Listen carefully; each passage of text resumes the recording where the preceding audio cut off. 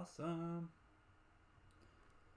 So we are live for another Heretic Wargaming paint stream.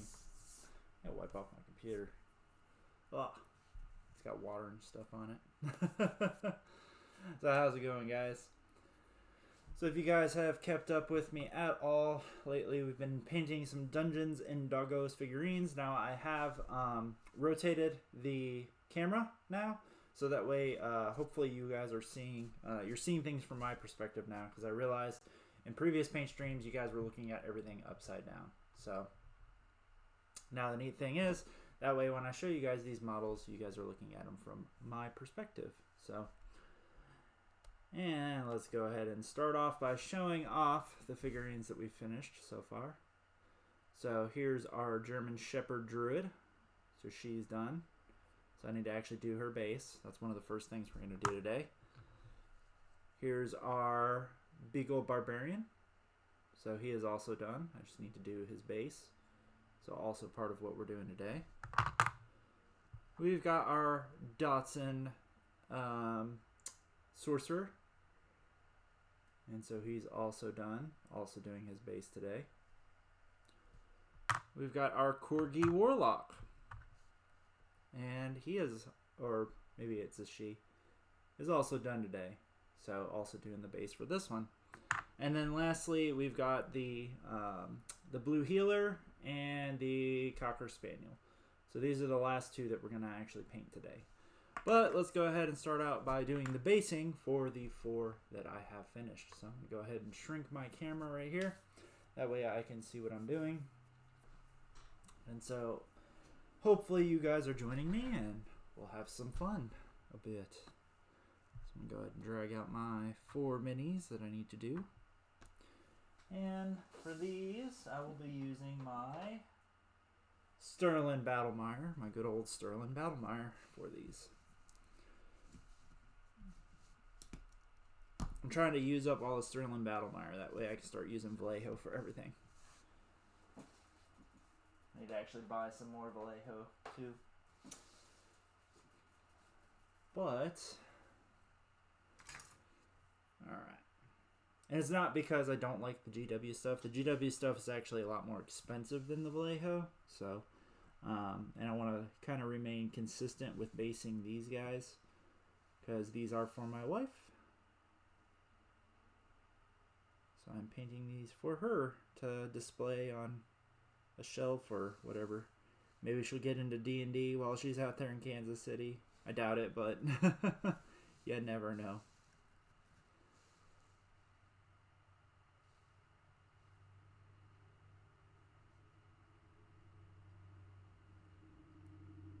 So I'm trying to be very careful not to get it on the dog.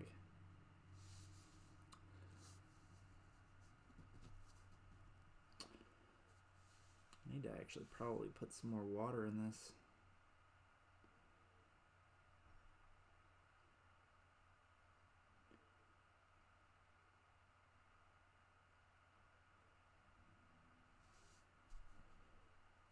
And so just doing the basing up on these old doggos. So for you guys out there, hopefully you guys are having a good Sunday. I'm having a fabulous Sunday. I really enjoy doing live streams. I've realized this is kind of one of my favorite things to actually do.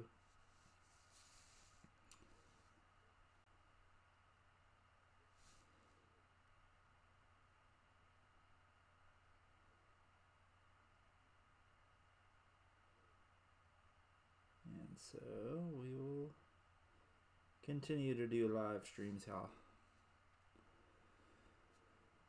Whew, sorry. Holding my breath because I really don't want to get this stuff on the dog itself. Like maybe a little bit on the bottom of the paws, a tiny bit maybe, but not actually on the dog. So, all right. So now I need my nice thin brush. I need to kind of get between his legs here, or his paws, I guess.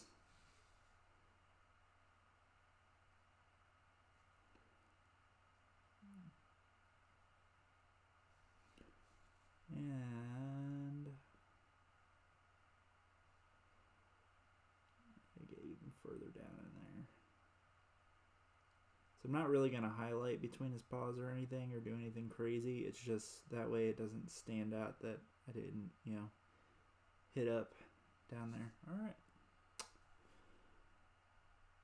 And I'm going to kind of go around his base a little bit because that thicker brush I wasn't able to get like right up on the dog. All right, there we go.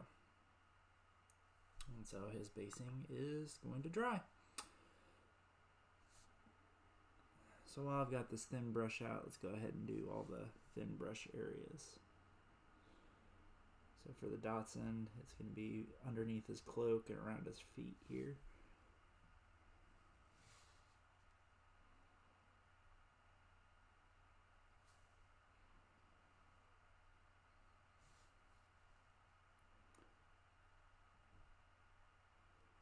And so if I finish these early today, I might start doing some more 40K stuff. Probably change the name of the stream or something.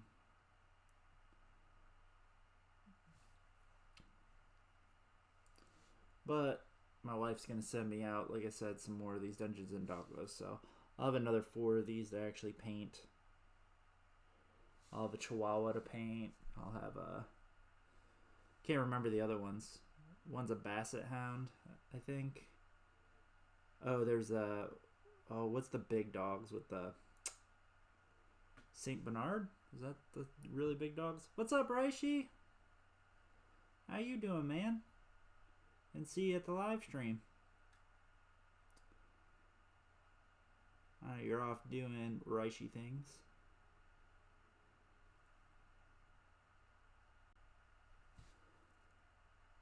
Okay. Just painting some Dungeons and Doggos right now. Here, I am going to right click on the camera and see if I can adjust the zoom. Because I know these models are really, really small.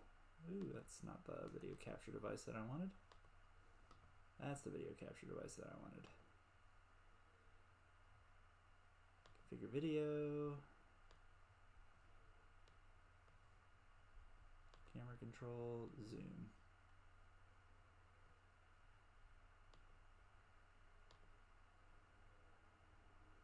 Let's see. Maybe that'll help out some. Oh no. Is it 5 a.m. over there? Oh, okay. Gotcha. Yeah, work's more important than coming to live streams here. I get it. 100% get it. But yeah, it's always early wake up. You're a night shifter normally, right?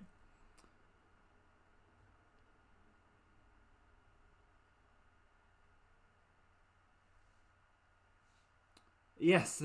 Wow, that'd be amazing. I wish. No, they're for my wife. She's a huge dog lover, and we went to a game store in Kansas City because I just wanted to look at Warhammer models. She sucked it up. She's like, okay, we'll go in. And then she saw somebody had a really nice painter had painted up some of these. And she's like, what are those? And I was like, I have no idea what those are. And she went to the front. And then we found out about that they did a Kickstarter for these. And what they are is they're little Dungeons and Dragons dogs miniatures. So you can play with them in D&D. They have their own campaigns, like all this stuff. Now she didn't buy them because she plays D&D or anything. She bought them because she just loved the models. And then so I've gotten drafted to go ahead and paint all these. Oh, okay, so you're normally days then. Gotcha.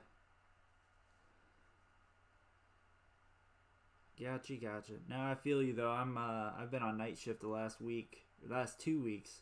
So I finally adjusted to that, and then now starting tomorrow I'm back on day shift, so I gotta wake up at umpteen early, probably like, I don't know. I have to figure it out because I need to make time for the gym. So it was easy on night shift to make gym time because I would just do it in the middle of the day. But now I got to figure out with this new schedule I'd prefer to do gym time before work.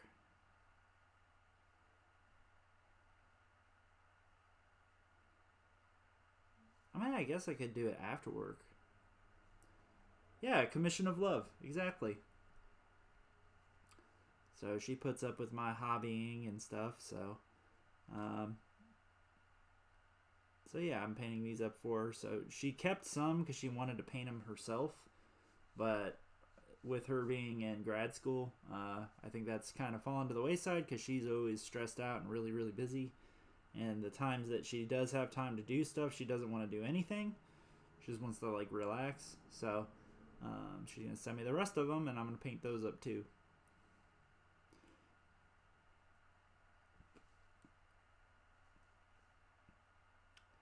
And so hopefully I'll have them all painted before I go out there in April. I'm going to go visit her in April.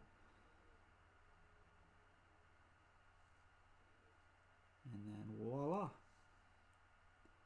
So, but I'm trying to get these done. That way they're done. And then, you know, and I'm spending my time on them. It's not like I'm half-assing them just to get them done. I really want them to look nice for her. That way she can display them.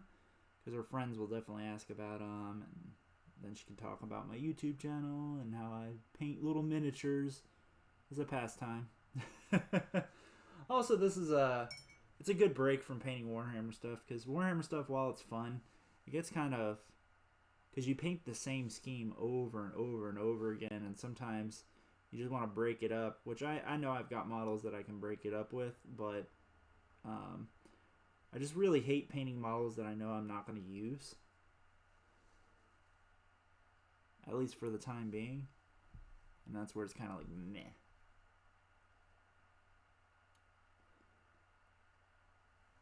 So, but for the 40K stuff, I need to do the pink horrors.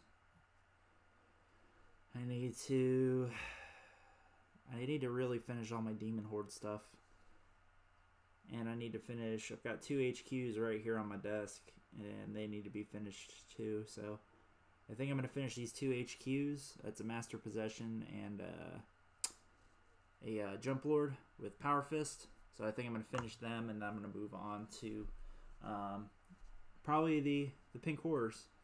Which the pink horrors, the skin's already base coated, so it's just kind of doing details, but it's 30 models worth of details that it's like, ugh. So I'm trying to be very, very cautious around the bottom of the dogs. What up, Bobby? You done trash talking? Time to come be a person again?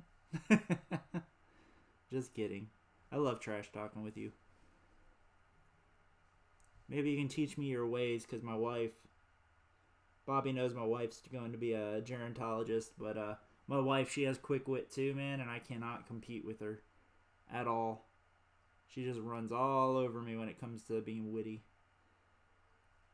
So you'll have to teach me your ways of wittiness.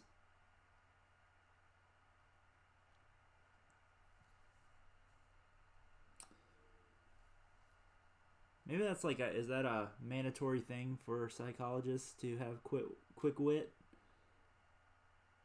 Is it just something that you're born with, maybe? I have a very slow wit. As a matter of fact, a lot of people tell me I'm really slow to pick up on jokes. So, don't play Chaos. Nope. Never. You play Chaos-ish. You got your Dark Admech.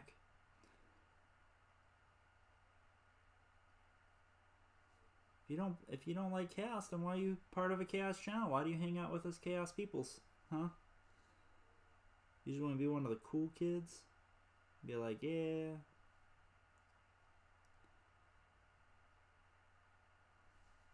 Maybe you should play Chaos Tau. Yeah. Play Tau? Question mark. Chaos up your Tau. Put a bunch of spikes on them. That'd be awesome. We should do that.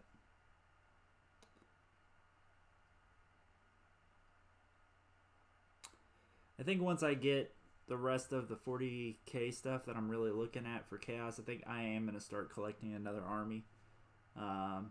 started looking at maybe... I kind of don't want to do Tyrannage just because they're so close to demons. And I still want all the greater demons, you know what I mean? So I don't want to start going down that path. So maybe I'll just start picking up boxes of orcs or something.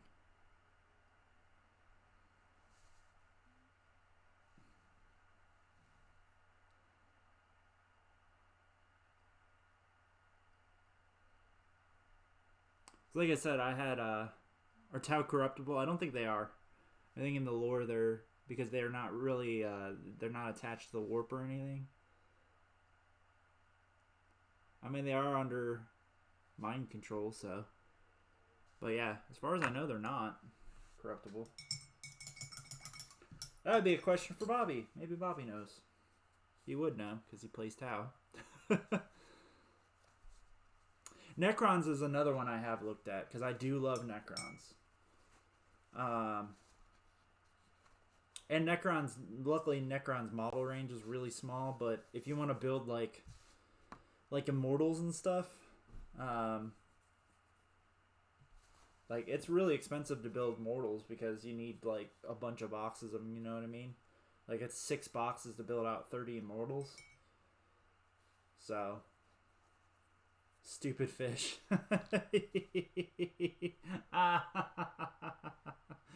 That's funny. Alright, so we've gotten the bases on those models, so I gotta let them dry up. Go ahead and move that off to the side. Now we've got our our blue healer and our amazing Cocker Spaniel here. So let me move the brushes out in front of me. Calm down. Simmer down now. Simmer down.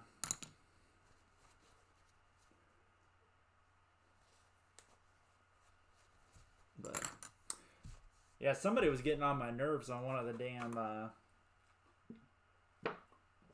it was like the Thousand Suns Facebook page, but guy was trying to tell me like, you need to start reviewing lists that are narrative based, and I'm tired of all this competitive stuff. And I told the guy, I was like, well, maybe my channel's not for you. And he's like, maybe it's not. Maybe I should just unsubscribe. And then sent me a winky, and I was like, it took everything in my power, so I just deleted the post.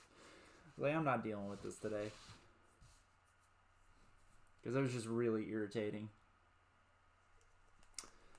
Alright, so this Cocker Spaniel is supposed to be like a blonde, what is that, like a golden retriever color?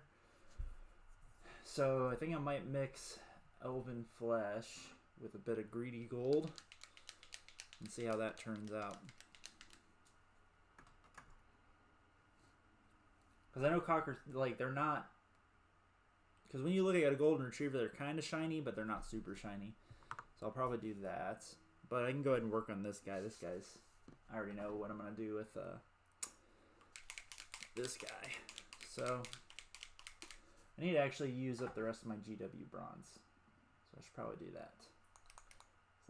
Is that bronze or copper? I think this is bronze. So I need to start really using up the rest of my GW shake little bottles here. Because I've started like moving more towards using all the army painter colors, which while I love the army painter colors, I really need to use up all the rest, all these GW colors, because I have all these little mini dropper bottles that have nowhere to go. So, and I'm a very I like to have things in a very neat order when I'm working on something, so it's driving me ape shit looking at my desk and having all these paint bottles everywhere that have no place. You know what? I think that's gold. Yep, that's gold. Alright. Yeah, because you never know. You might come back to chaos. You never know. And if anything, I'll teach you ways to face chaos, or what things are going on with chaos, so that way you are in tune, right? I don't mind. I don't mind if people are sub just to figure out how to fight chaos, you know what I mean? But everybody has their own thing. Alright, I need pure red. So sorry guys. Right now I'm just mixing up things and moving stuff. Can't work on, no, not at all. It does. It drives me batshit crazy and drives my mojo off. I forgot to show you guys. So, yeah. Got these in from Europe. So I bought these from Green Stuff World, which are really cool. It's the first things I bought from Green Stuff World. So the first thing I got is... So I think I have to pull the cap off of this. I haven't actually opened it yet. Or maybe when I twist it, it'll open. Huh. How do I actually open this, guys?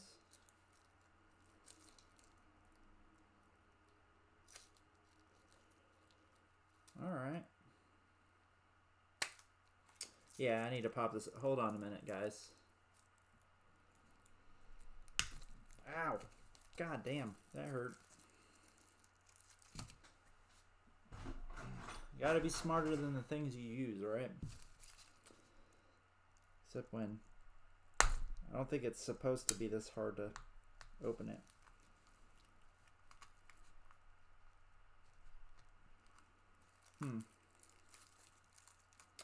Maybe it is.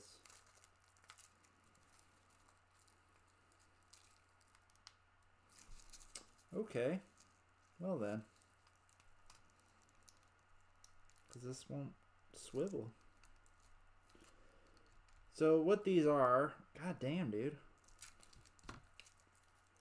Might have to email them about this. Because this thing is not swiveling like it should.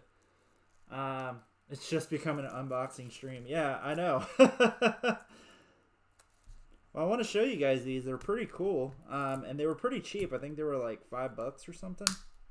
God damn. Yeah, I'm just going to have to break this thing because it's not... I'll have to let Green Stuff World know about this, but... Because I want to show them, but I'll just let them know that the thing wouldn't swivel open. I had to break it. But what they are is it's a set of mini chaos symbols right here. So hopefully you guys can see that. See the little corn symbol right there? So I got little corn symbols. I've got the 8 parted stars. I've got world eater symbols in here. Like, it's really freaking cool. But why did they make it so hard to open this? God damn, dude. Yeah, like I can't actually get them. Now the only issue that I have with these things is they are incredibly tiny, so they're not going to work for anything that's larger, like a knight or something like that. And like as I was trying to open this thing, they just kind of scattered everywhere. So yeah, I'm really gonna have to message them about this and let them know about it. So hopefully when you guys get them, yeah, the Eldar ones are the same thing. So, but I have to let them know. And that, like, there's some really teeny ones. Like I got the fleur-de-lis in here too. So there's a fleur-de-lis. Here's a 8-pointed star. So these would be really cool on like shoulder pads for Chaos Space Marines or something. These would be excellent for like 30K models. You know what I mean? I got some Nurgle ones in here. There's some Tzeentch ones. Now, like I said, the little swivel thing on this, but you get a lot. I think it's like 300 pieces. I was hoping that they were a lot bigger when I ordered it, but yeah, so. Man, oh man. Yeah, I'm going to have to let them know. Oh, there we go. I break it, and now it finally swivels.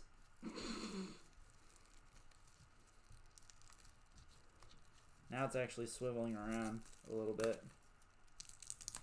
So, sorry guys. Yes, this became an unboxing stream for a second there. I think it's the plastic. Yeah, it was like binding up and it wasn't allowing the thing to swivel around. But, here. Okay, there we go. I'm trying to break it loose real quick, and then I'll show you guys like the Nurgle ones real quick. So like, oh, there's a Slaanesh one. Wow, they got all mixed up now. So now when I use these, I'm gonna have to like figure out which ones. And there's different sizes in here, like they're teeny. So there's the little Slaanesh ones. Yeah, there's the Nurgle ones. I got some Nurgle in my Slaanesh. So, as you guys can see, so there's some Slaanesh ones next to the Nurgle ones there. So they're really, really cool. Like, I love them. And it was only like $3. But I just want to let them know, god damn, dude. And every time you drop it, like 30 of them come out. So, yeah. But I was hoping that they were bigger when I ordered them. So just so you guys know, when you order them, they are really, really, really small. The pictures were definitely... they made them look a lot bigger than really what they were. So... But those are from Green Stuff World. So I got those in. I'll probably use them on some models at some point. So let me go ahead and put these over here. And don't knock them over. That way, because that would be miserable to try to pick up. So I got those in. And then, yes. I did actually buy that. That was the other thing I was about to show you guys. So I bought the Tentacle Maker for from Green Stuff World. So I will start using this. And so basically you just put in the green stuff in here. Oh, like that. Yeah. So you basically make a little thing. You put in your green stuff. And then when you smush it down, it's going to go ahead and make whatever size tentacles that you're trying to make. So I think I'll have to figure out how this thing works. It doesn't actually have like how to. Oh, there's like a little website on it. Because I know you like just roll it across, right? And then it makes them. Yeah, use the guide tools to hold the plates and then use its 45-degree position for extra textures. Depending on the sculpting material, you may need to wet repeatedly. So it looks like you just... put it down like that. Oh, okay. And then you just roll it across like that. Huh. Oh, and then they have different sizes on them. Medium, small, large. So... yeah, no, these are awesome. I had to go ahead and... because I was going to buy... the main reason I looked at Green Stuff World was for those symbols. And then I saw the Tentacle Maker. And I was like, you know what? It's only $10. And if you're already ordering it here to the States, it's already pretty expensive. So I was like, screw it. But this I will keep in its box here. Because last thing you want to do is try to use a tool and then not have the instructions. It's got the website on it and everything. So, but yeah, I'm gonna definitely have to mess with this. I'm gonna have to use the website to figure out how to use it. But the Tentacle Maker is pretty cool. So, all right, so done rambling. We're gonna go back to painting models. So, sorry about that, guys. Just had to talk about this new stuff that I got. So we're always getting new stuff here. Always getting new paints and new toys to mess with. New modeling, conversion stuff. So I haven't actually bought new models in a while. The next models I'm going to buy are some more Rubric Marines. But obviously those don't really have conversion potential for the most part. You can head swap them or add more robes or something. But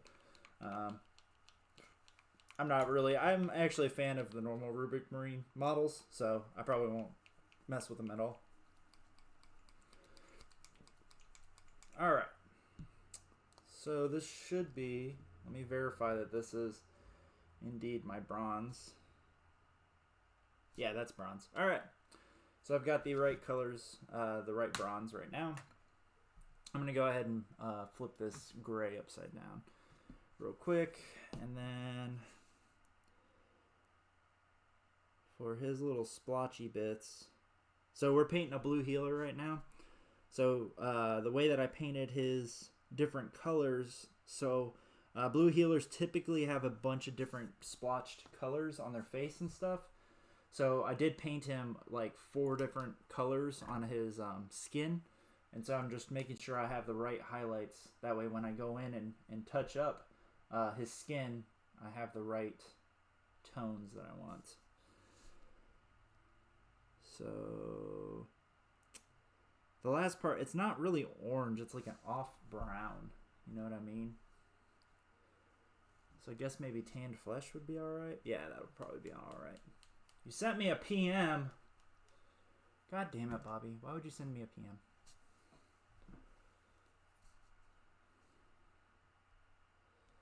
Let's see what you sent me. Oh, he's turning out nice. Heck yeah. Is that it? That's the broadside, right? Broadside model. I really do like the new broadsides. It was funny, the first time I saw a new broadside, I was like, oh, what model is that? And somebody's like, that's a broadside. Because I'm used to the old ones with the shoulder cannons. So whenever I think of a broadside, I think of the old ones. And I'm like, oh, crap. Huh, I didn't even know they had a new model. That looks good, man. Alright, so I'm coming through and I'm highlighting his legs here. So his legs I did paint bronze.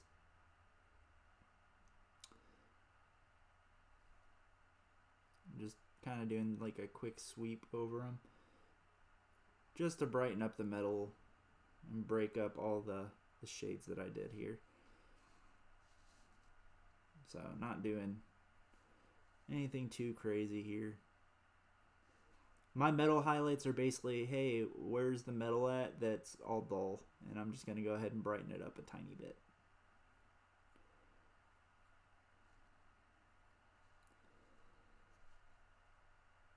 Oh yeah, no, Tau definitely got a boost.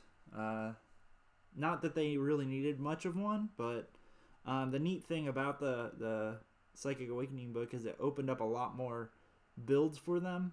You know what I mean? So we're not just going to see the typical Riptide build,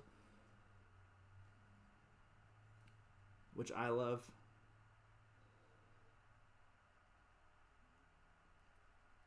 Yeah, I faced the Taunar build at the GT I went to, and I think the main reason I struggled against it is literally I'd only faced it once.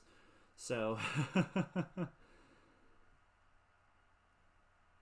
so what has it done? It's really hard to tell. Space Marines have they kind of took a hit in the rankings, you know what I mean? Like, if you look at a lot of events from this past week, they didn't do nearly as well as they traditionally did. As far as the long-term impact, I really think we're going to see a bounce back. Imperial Fists definitely got hit by it pretty hard. Mostly because they can't do their super, like, I'm going to destroy you past turn 1, you know? So you're not going to see the...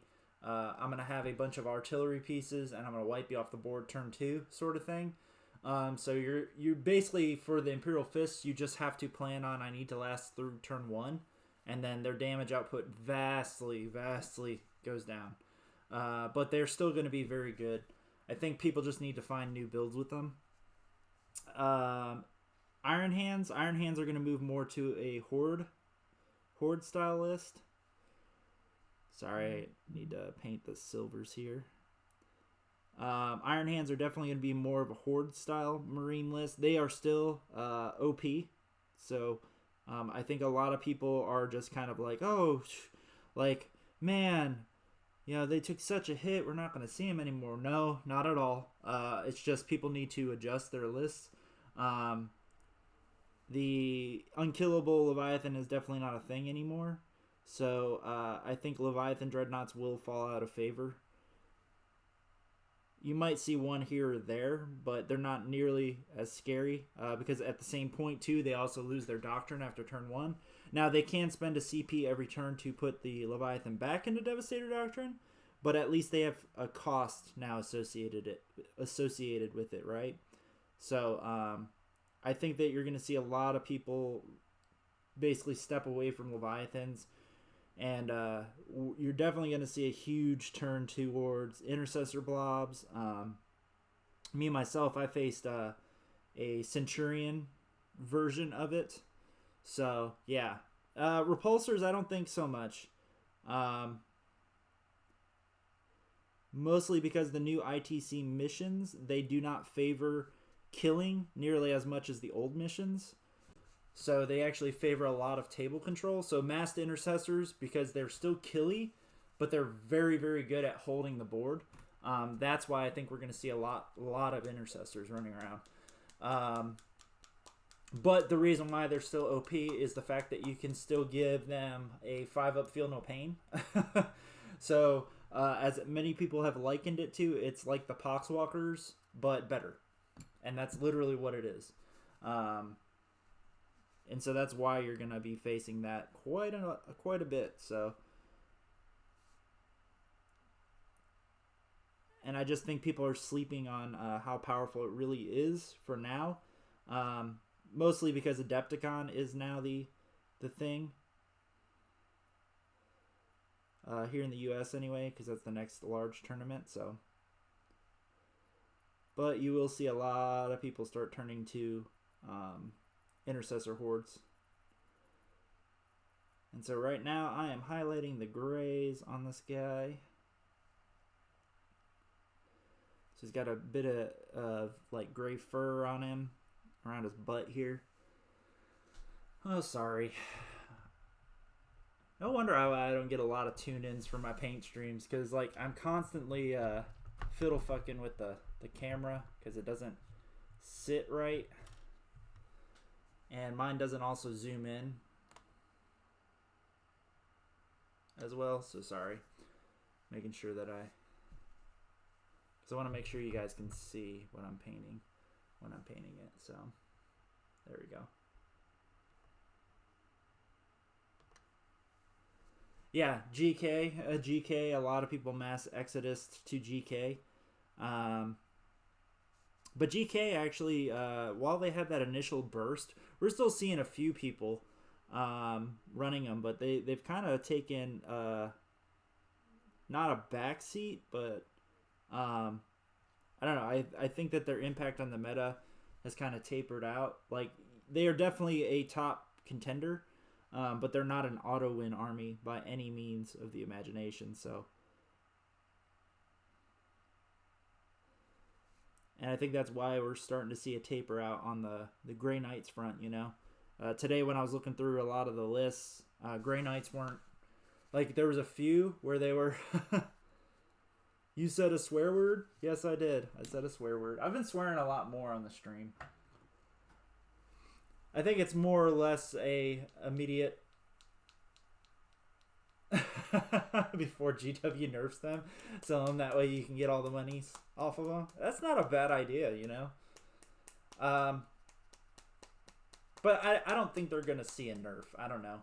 I'll be surprised if they get a nerf, because they're good, but they're not like. And even chaos players, they're finding ways around them. So, and that's kind of where we're at, you know. Like if the one matchup where you're super, like it's a super counter, like it is a super counter against demon armies, but demon armies aren't really popular. So I don't know. We'll see. We'll end up seeing. But we are seeing people actually be able to play around them more often. So, but they're still a good army. Like, don't get me wrong. Of all the Marine armies, if I were to play a Marine army again, other than Blood Angels, because I love Blood Angels. So, and the reason why I love Blood Angels is they are probably the most chaosy of the Space Marine factions. A lot of people will scoff at me for that, but like seriously, they run around and they're basically space vampires, so how's that not chaosy? You know what I mean?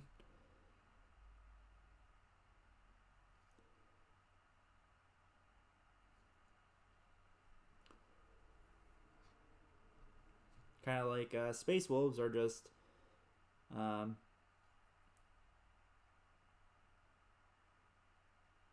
they are just werewolf versions of Space Marines, so which a lot of people love Space Wolves, so I'm just not a fan of them, not from an aesthetic standpoint, but just from a personal standpoint, because I lived through the Space Wolf meta in 5th edition, And they were very, very, very good back in 5th edition. So, and so as a personal thing, I was really attached to my Blood Angels. And I got really good at facing against Space Wolves. So if I were to go back and play any Imperium army, it would definitely be Blood Angels again.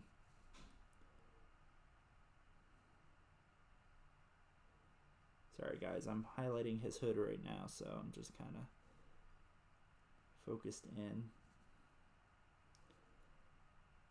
Alright, so I've done his bow, I've done his little belt loops around him. I've highlighted all the medals. Death Company Berserkers, yeah.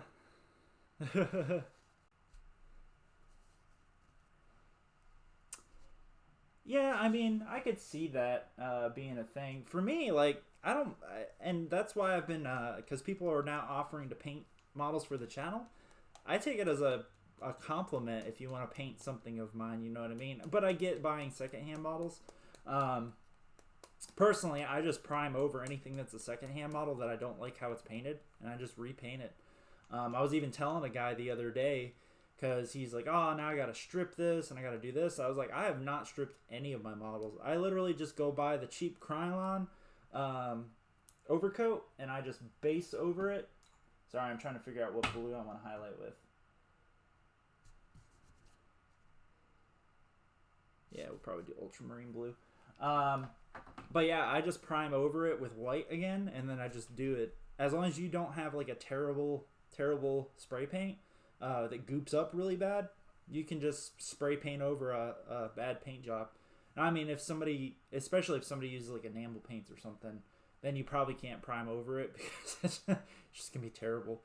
But I won't actually buy secondhand models that have been used, like somebody used enamel paints on them. No, never. That's never gonna happen. So.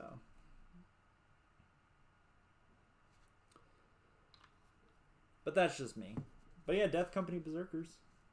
Death Company basically are Berserkers with jump packs.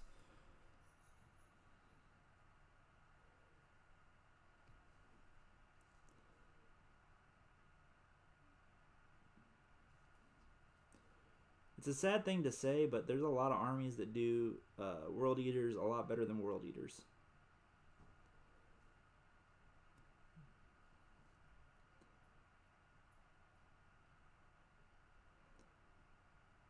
And so one thing I did put out there, if you guys are a fan of the Facebook page, I'm taking votes right now as to whether or not to add board games to the channel. Because board games are another passion of mine. And yeah, so I'm just trying to figure out if people would be interested in videos on board games instead of just 40K.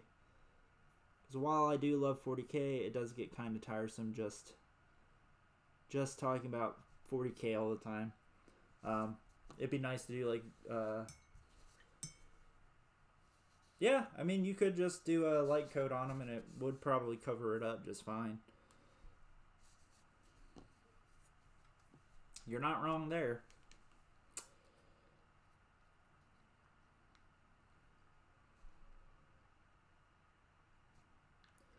So I'm taking a little bit of red just to highlight his little, he's got like a little backpack thingy on the side here, or sorry, bedroll. And so I'm just kind of going along and I'm just going to highlight the bedroll a little bit.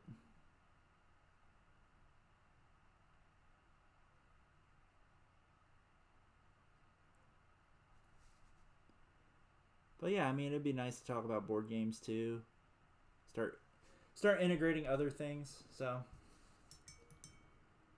I agree with that one, man. I'm just surprised we're to this point where they still haven't. Because they're just as big a part as the Thousand Suns and the Death Guard. So it is pretty surprising, though, we haven't seen a codex from either of those factions. I definitely agree. Alright, so next, so I've highlighted everything but his fur. So for the fur for these guys, I'm actually kind of basically painting just little lines to make it simulate fur.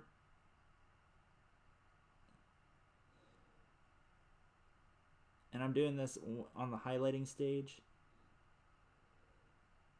because I want it to look almost like individual, like little hairs, you know what I mean? And so my wife commented that the blue or the gray that I use, which is wolf gray, was really blue, which it was, but it works really well for a blue healer. So, but now I'm just going through and just drawing little lines of gray down.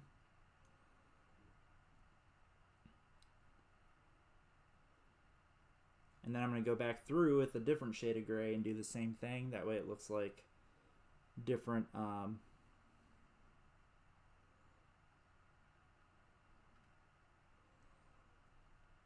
different hair colors, you know what I mean? And so for you guys out there that are hanging out with me, Raishi and Bobby, should I say Chris and Bobby, thank you guys for hanging out with me. Hopefully it's fun. And hopefully you guys are getting your painting done too.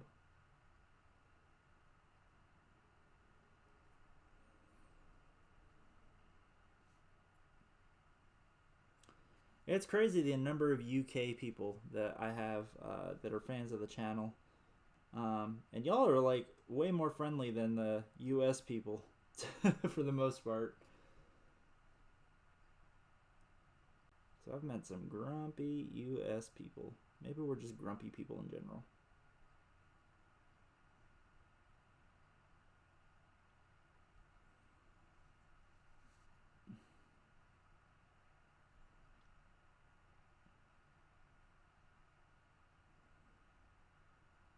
Maybe we're just grumpy and I never realized how grumpy we are.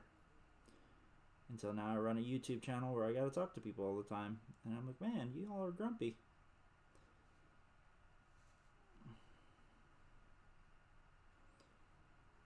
Could be that. Could be that. So right now I'm highlighting the gray a bit. So I always highlight black with gray too. So I'm just trying to do a bit of edge highlighting on his ears to break up the ears some.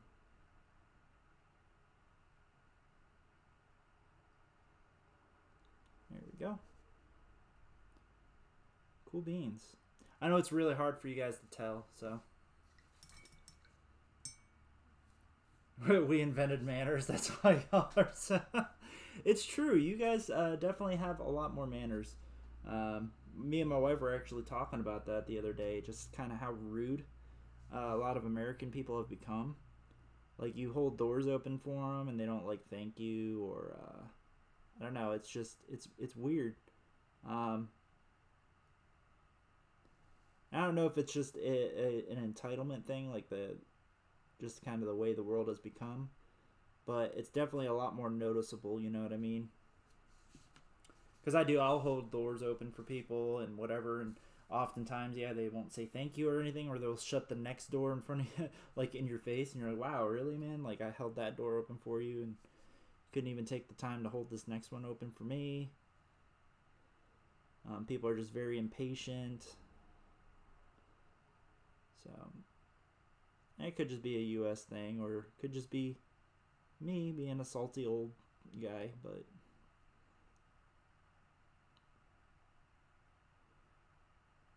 because I'm sure people said that about my generation when we were young too. Man, these kids are so rude and blah blah blah blah blah. But so right now I'm just drawing all these little lines. So this is my second shade of gray, and I'm just kind of coming through, just drawing these little lines down. Oh yeah, that looks good. And what it's doing is it's just basically breaking up the gray area of the fur and making it look more like actual fur.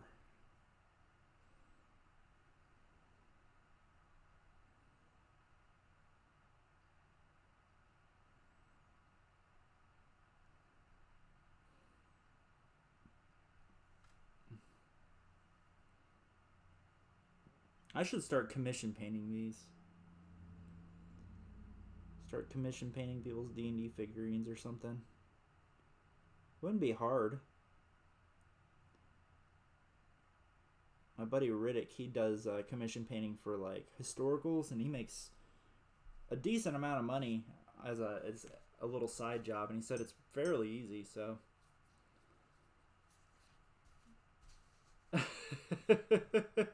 My wife does that, actually. That's her. She's like passive aggressive when it comes to that sort of stuff, you know what I mean?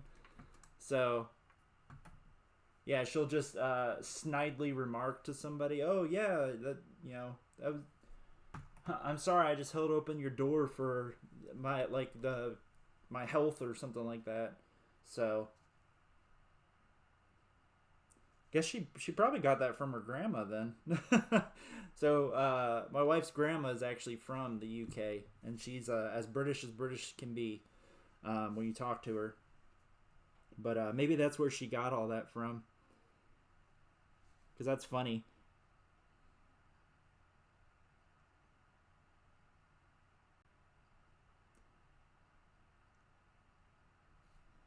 Because I always wondered where my wife got her smart-ass attitude with people from. Because her mom's like the most non-confrontational person you'll ever meet. So it's like, you didn't get it from your mom, so.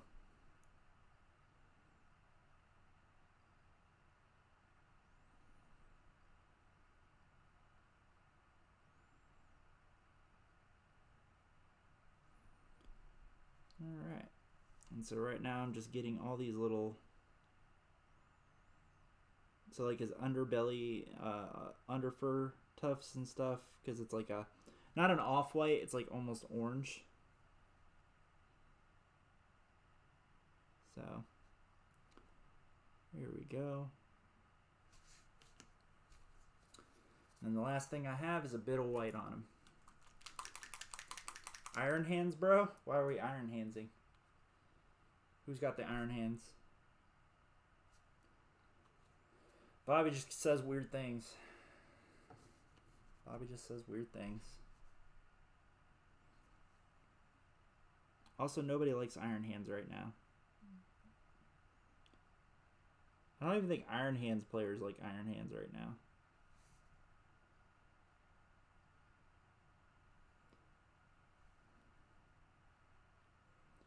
Like, I've got friends that quit playing Iron Hands just because of how good Iron Hands are. Which is sad. It's sad to say.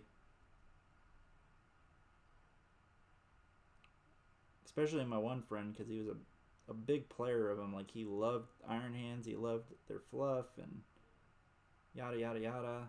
But he's like, yeah, man, it's no fun because he plays mostly just fun games. He's like, it's no fun when I, just show up to the game table and my opponent's like, ugh, Iron Hands.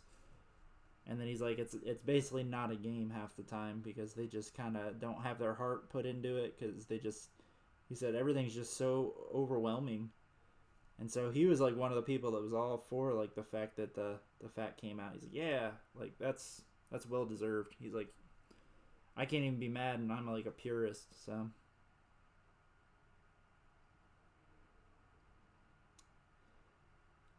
I mean, it is an unfortunate side effect that rude people are a result of the meta. It is an unfortunate side effect, though, for like Dark Angels players, so on and so forth. But Dark Angels are really the only ones that got impacted by it, honestly.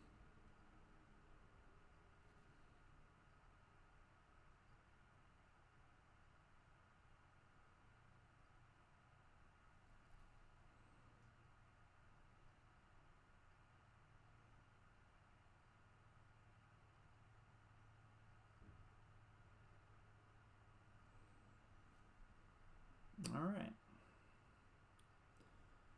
And so, voila.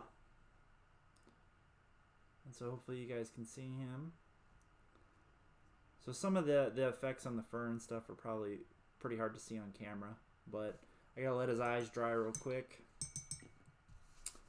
And then I can finish his eyes. And then beyond that, I just got to do his base.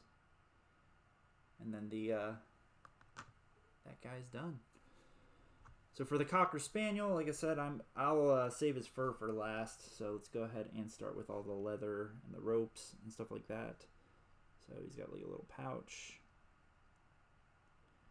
The reason why I'm doing his fur last is it's basically just going to be a bunch of dry brushes to kind of get the fur from orange to a more like I said, I'm trying more for like a golden retriever style fur. So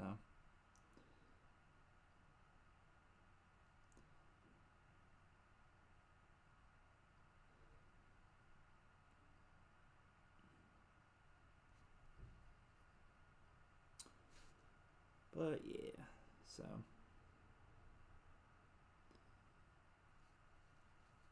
yeah. Sorry, going around this guy, just kind of checking him out, trying to figure out where exactly I need to put this brown at. So I know, Bobby, you're out there doing your tower. What are you painting today? Reishi?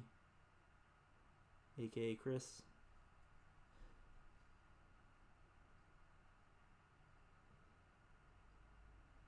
Probably more ultramarine stuff, I would imagine.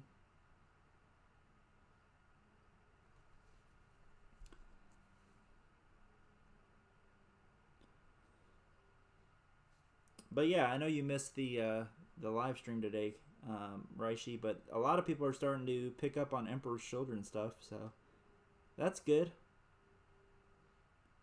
A lot of noise marines out there, a lot of stuff. It's really cool. It's a beautiful time to be playing 40K. Because I like it too, because it's kind of opened up the meta a bit more. As far as a chaos player goes, and it's more of a immediate result of what's in your area. Because there's some lists out there that are doing really well that I'm like, how are they doing well? But you look at like the tournament and there's no Grey Knights players, like, oh, okay. So he absolutely had no super hard counter to this list. So I still only have one chair in your house. Oh yeah, that's right, you moved. Did your move go pretty well?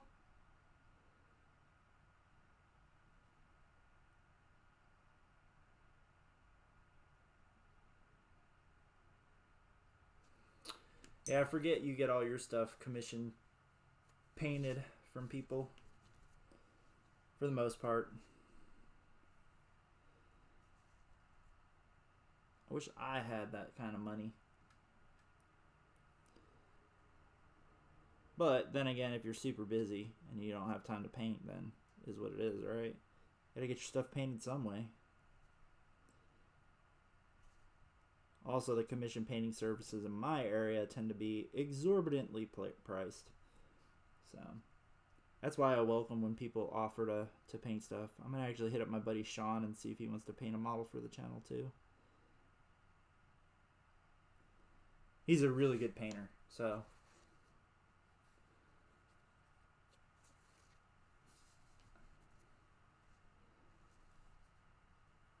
Oh, the cost of moving is killing it? Yeah, the cost of moving is very expensive. Very, very expensive. And I imagine it's much more over there in the UK because I don't know if you can move yourself or if you have to hire moving companies, because I know trucks and stuff like that over there not as common like here in the US, you know. You can just go to your buddy and they have go to your buddy and everybody here has a damn truck for the most part, so it's really easy to just find somebody to help you move. Because when I moved here, all I did was go run a U-Haul for a day and knocked it out with the help of my roommate. Bought him some dinner and we moved in one day. It didn't take long.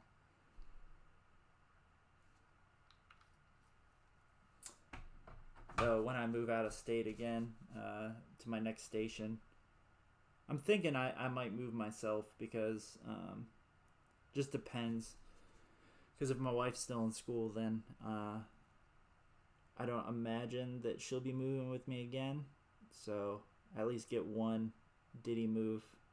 So a Diddy move is where you move yourself, and the military pays you to move yourself, and you can actually make a decent amount of money off of doing it.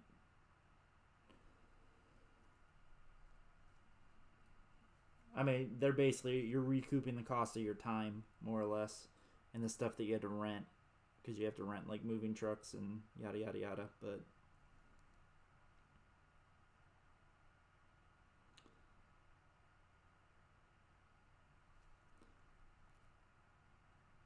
And then I have to tow my Mini with me. But at least it wouldn't put any miles on the Mini, so...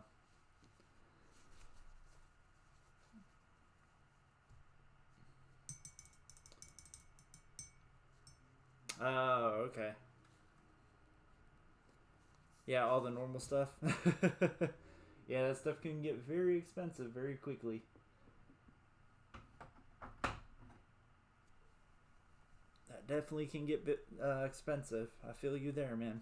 So, okay, so I've highlighted his pouches, highlighted his belts, I've highlighted all the yellow.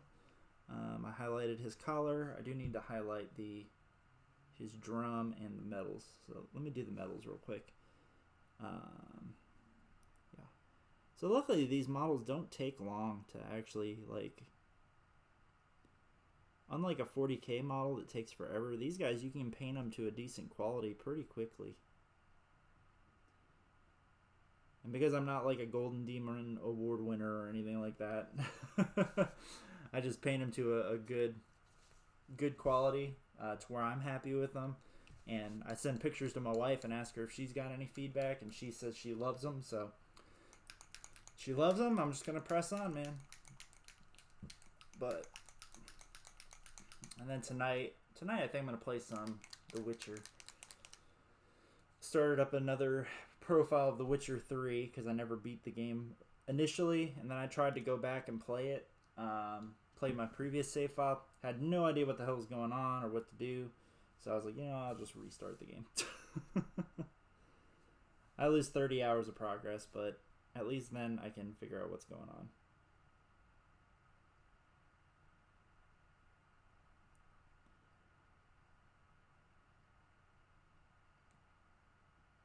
Because a big part of The Witcher is the story. Like, it's not a multiplayer game, luckily, so... But I've been highly tempted to go back to playing like Heroes of the Storm or something, but I'm old and my reaction times are slow, so.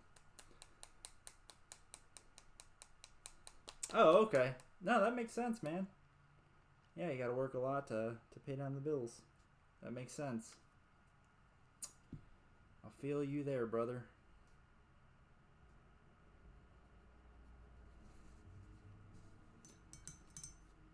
But yeah, no.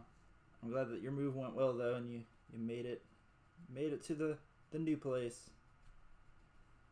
So hopefully it's worth it in the long run.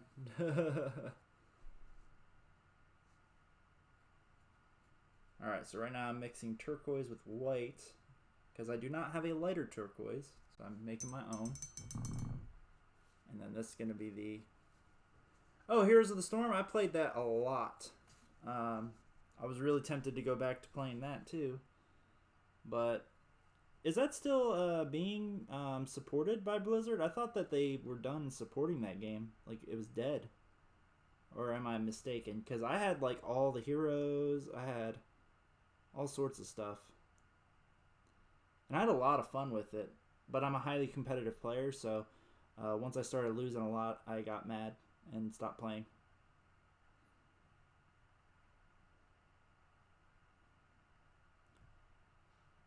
Because if it's still a good game, man, I might just...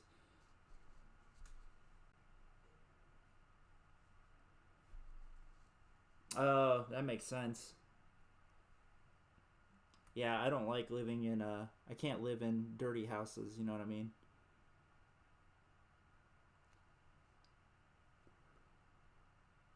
Oh, that sucks. Yeah, because I've been tempted to get back into it, but if it's not well supported and I don't want to get into the game, because I spent probably $100 on it, I would say, total.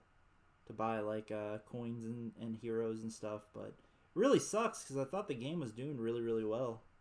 And I was happy to hear that they were starting to do esports teams and blah blah blah blah blah. And that was actually a fun game to watch online, like watch the streams and stuff. Mostly because it's not like League of Legends where you buy equipment and stuff, and it was easy to recover once you were losing. But because League can be a very, very snowbally game.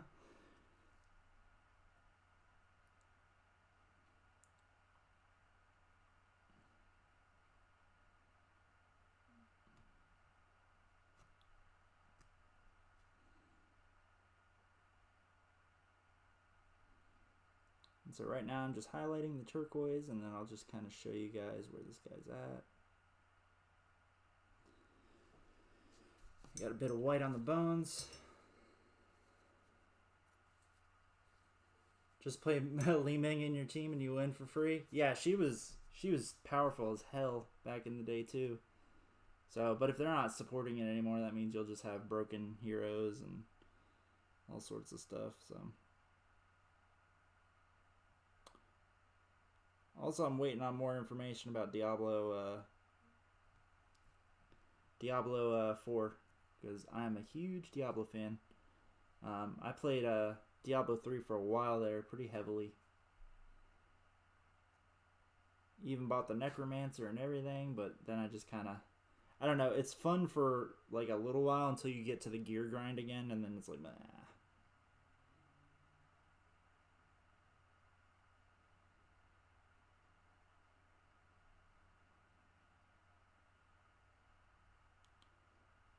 But hence why I'm waiting for Diablo 4, because Diablo 4 will definitely reinvigorate me to play Diablo, because Diablo is one of my all-time favorite games. Okay, so now I gotta do the fur on this dude. So this is where I need to get creative with different colors. Sorry, I got a message. Nice, Bobby. You based your dude.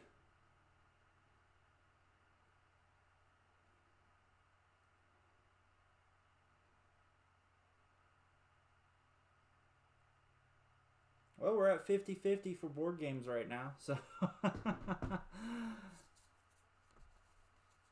Yeah, no, it gets very repetitive, because whenever, like, I would get excited for a new season and start playing it, and I'm like, yeah, I'm collecting all the gear, and then you get to that point where it's just, like, very minor updates to your gear, and that just really slows down the game, you know what I mean?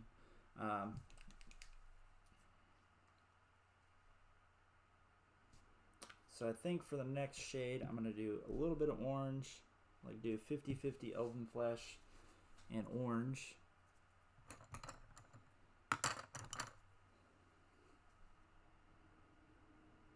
Because Elven Flesh is kind of an orangey skin color, you know what I mean? So, go ahead and mix that up. Yeah, that's nice and light.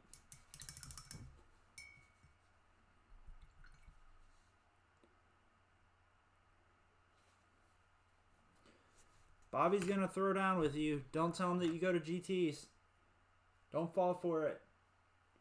Bobby's a meta gamer. He's going to be like, hey, bro, I'm going to come crush your face.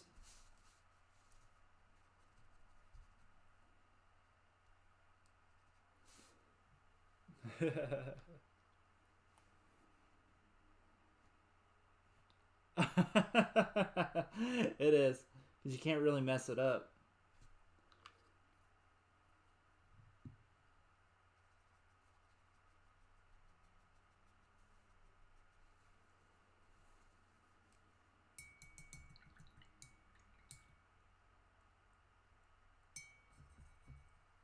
Yeah, so I actually just did a video, Raishi, because we have Parzival on the Discord, and he doesn't have anybody to play with other than his dad, and he really doesn't get the game. So I did a video where I broke down all the phases of the game for him to help him out, put it out there. So because he really was not understanding how to play 40k, and it's really hard to help somebody like talk to them about the game if they have no idea how the game is played, you know what I mean? So, and then hopefully it helps other people. I should probably make a cover screen for that video.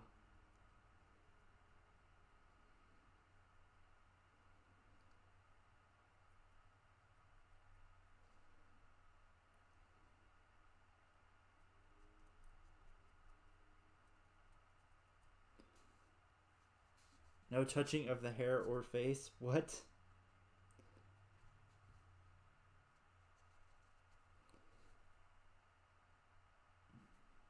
What are we talking about now? I've become lost again.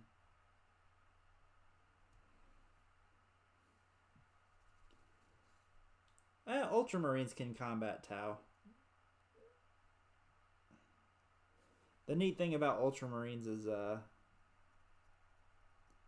you're like a more of a mid-ranged army with ranged fire support. So while you can't combat Tau on the super ranged fire support, you're more likely to have a lot more bolters in your army, which is awesome against like things like drones. Alright, so that was a good mid-tone there. And then I'm going to add a tiny, tiny smidgen of gold. Like, not much at all. Just a smidgen of gold. I don't even want to add a full drop. I want to add like half a drop of gold.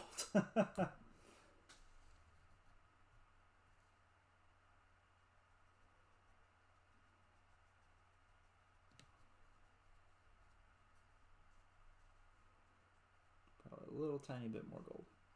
It wasn't enough gold.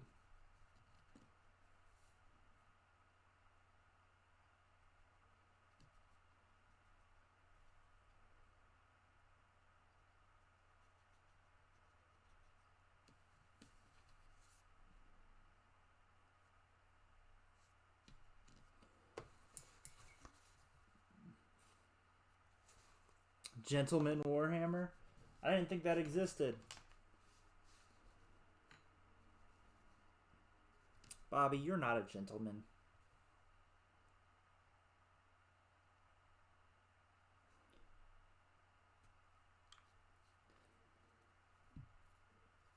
You're not a gentleman.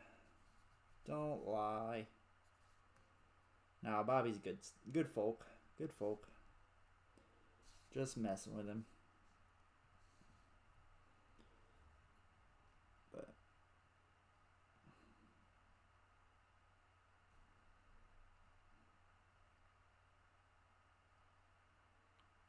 and so the same thing, I'm just gonna kind of come across the back and do a bunch of little notches more or less to just kind of simulate fur.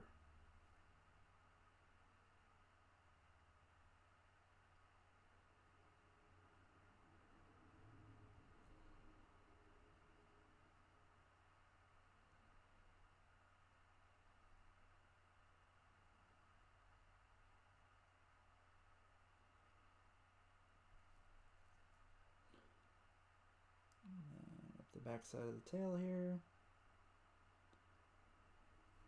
Some notches there.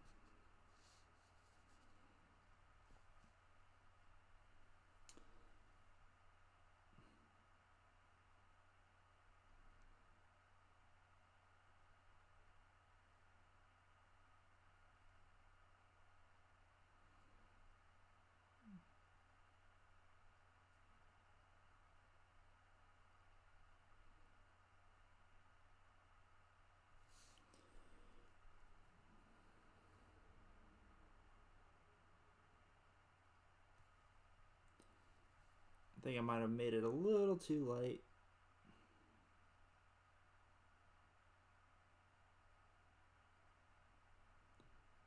It's kind of standing out against the orange pretty heavily.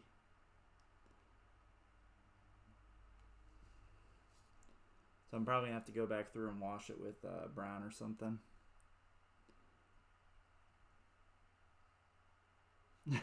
Do we sit and have tea? That's funny.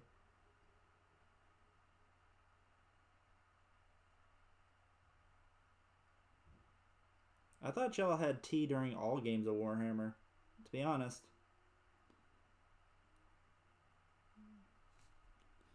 I almost thought like a game of yeah, I checked out Death of Hope. Thank you so much for that. It was freaking awesome, dude. Like that was amazing.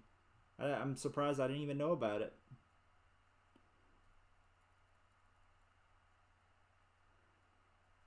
But no, I really thought like that all British games of 40K were like you sat down and you had a cup of tea with each other and you discussed what might happen in the game, and then that's how you guys decided, and like shake afterwards. Just kidding. I'm sure y'all think that a game of 40K over here is like we drink a bunch of beer and we have a fist fight.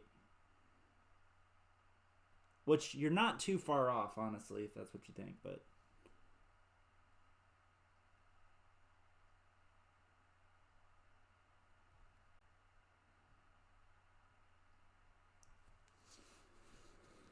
hey, the Cocker Spaniel is probably the one that's going to turn out the. This is the one I at least like, definitely. He's not turning out that nice, but it is what it is. Not everything turns out well, right?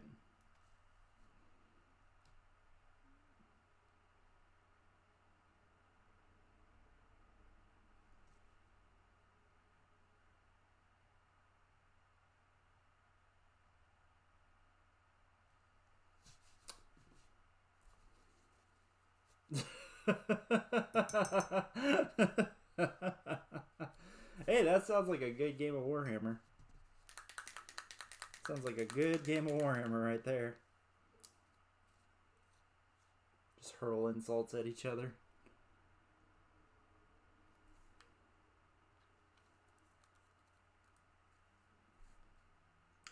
Yeah, it's not the 3 hours that gets you. It's the fact that you have to play like 4, 5, 6 games that, or 3 games in a day. That's the part that kind of gets most people. Trust me, like my first GTA, I totally was not expecting how long that was going to take, or how much it was going to take out of me. There you go. All right, so now I got to paint the irises of these guys. Do I have a thin brush? I do have like a needle brush right here. So, but yeah, really, it's not the fact that you have one 3-hour game that gets you. It's the fact that you have like 3 3-hour games in one day. You're like, oh god. Oh, it is. It definitely is. Definitely is.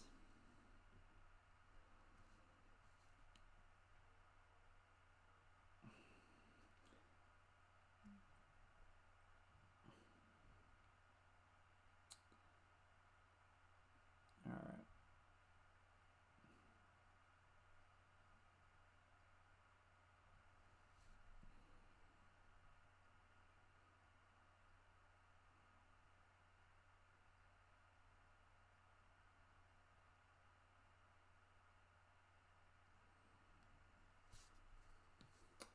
Now, it definitely is hard to play orcs on a chess clock.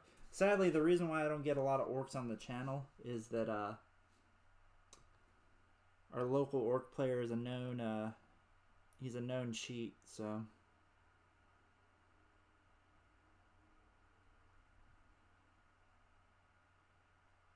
crap. I need to make the iris a lot bigger.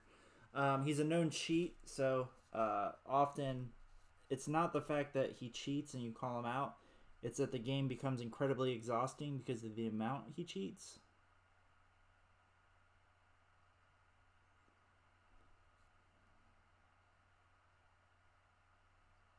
And so personally, I don't want to put myself through it for the sake of getting a game on the channel.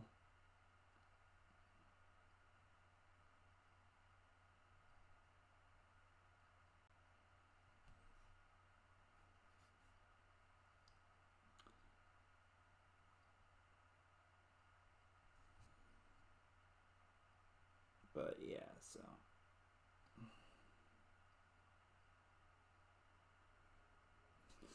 All right, there we go. All right, man. Yeah, see you later. Thank you for stopping in. Enjoy Heroes of the Storm. Play some Murky for me.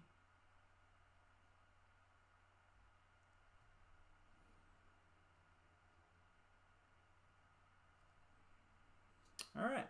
So there we go. I fixed his eyes. I was not liking how those were turning out. So Cocker Spaniel. Got to do his eyes real quick. So I think I want to do his like gray.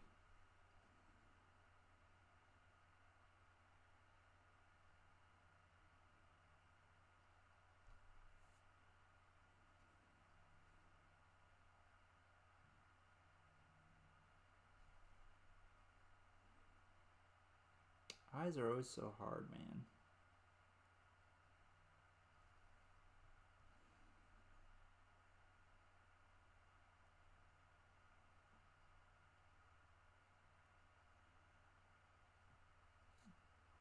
All right.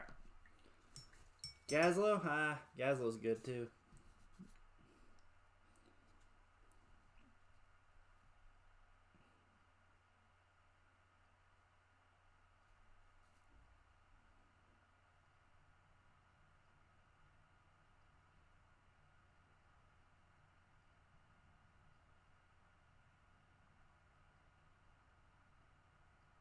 Sorry, my hand's shaking real hard when I was trying to do that eyeball. All right. So the Cocker Spaniel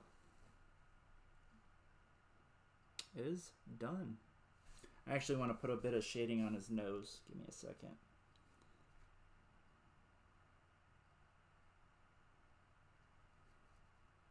There we go. So his nose is shaded. All right. So now I got to put the basing materials on those two real quick. And it looks like the basing for the other ones is dry. So yeah, we're going to get these guys done today. Fantastic. So thank you guys so much for tuning in, checking me out, checking us out here on the channel. Hopefully you're not checking me out. That's weird. Don't do that. But yeah, let's get some base painting. So that's going to be my eyeball brush now. I'll put the little sleeve back over it because I'm not really going to use this for anything besides eyes now. Boop. Alright. So I'm going to use this one to put the stuff between the legs. It's the most stressful part of these guys is putting the basing material between the legs because I don't want it to, like, my wife doesn't like super realistic models. She likes them to be very colorful and whimsical. So, oh, I do need to do contrast paint on this guy's feathers though. Forgot about that. Well, I can go through and do that later. That'll be like the last thing I do then.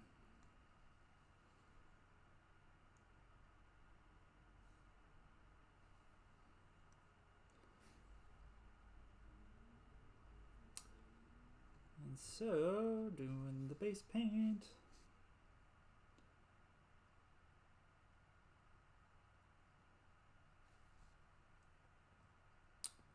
Doing the base paint. Yeah, there we go.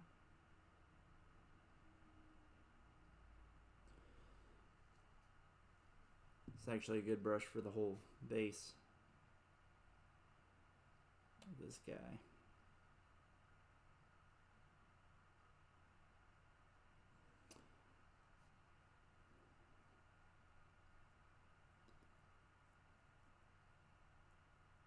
Yeah.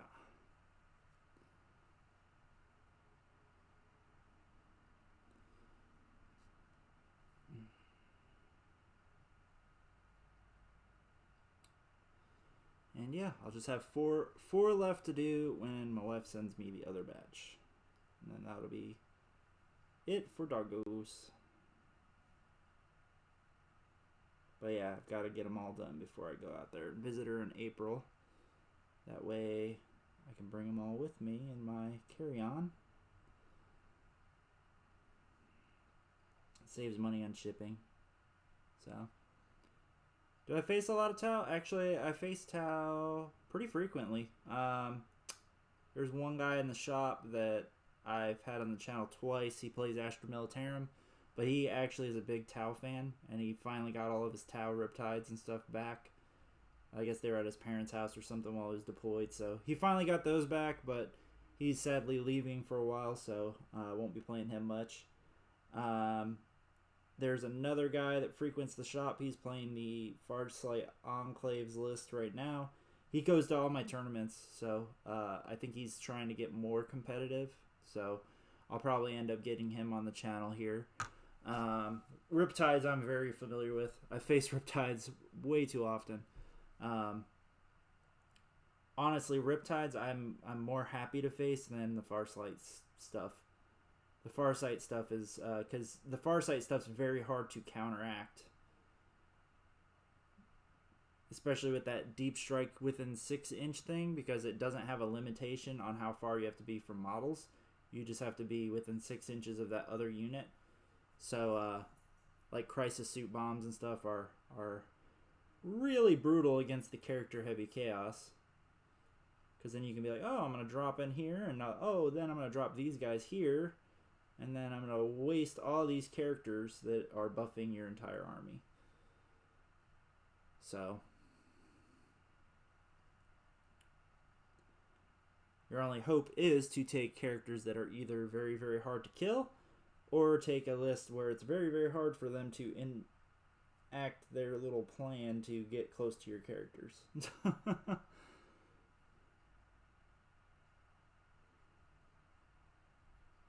Also, what is it? Mirror something? Where you can,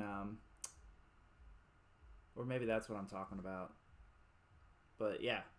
So I know all the tricks that Farsight Enclave can employ, and it's very, very scary. But they definitely require a different playstyle from the Riptides. It's definitely a hell of a lot less static. But yeah, I know people are using like stealth suits to protect the characters, so on and so forth. So it's a lot of stuff that I think people just aren't used to. So it'll just take people to adjust to face them. But right now people are really focused on Marines. So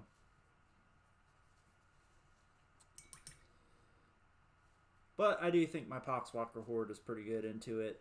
It's just the characters, like I said, so that's where using the Plague Burst Crawlers as a screen, backline screen, to keep stuff away from me, that's where that's going to be really important. So, alrighty. So I've got all the basing stuff on those guys. And let's do some Tyrant Skull shading. But yeah, I'd like to get more battle reports with Tau on the channel. It's just, like I said, and there's another couple Tau players around here, but they don't show up too frequently. So, but there's a ton of Tau players up in Raleigh. They just all kind of moved away from Tau there for a little while Marines ran amok. And as a matter of fact, their tournament yesterday featured like a ton of Tau. I want to say like out of all the tables, about, they said 10 entrants. Yeah, 10 players were playing Tau. So,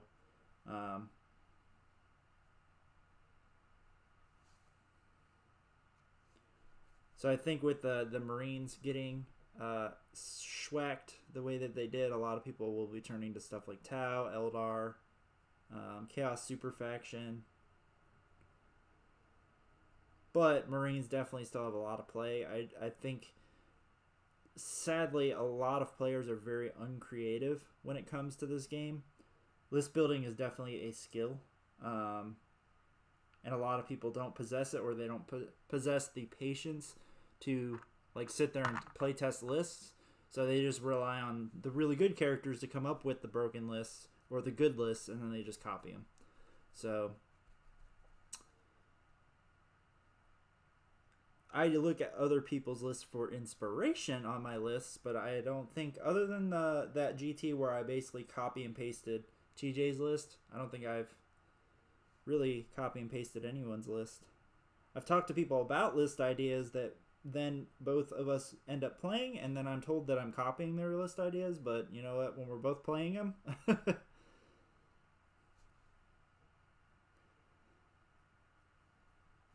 But, yeah. That's how that works for me. But yeah, I'd like to get more Tau here, so... So maybe that'll be my next battle report. Maybe I'll see if I can get the Tau guy to play me. On to camera. And I can bring the old Pox Horde and see how I do.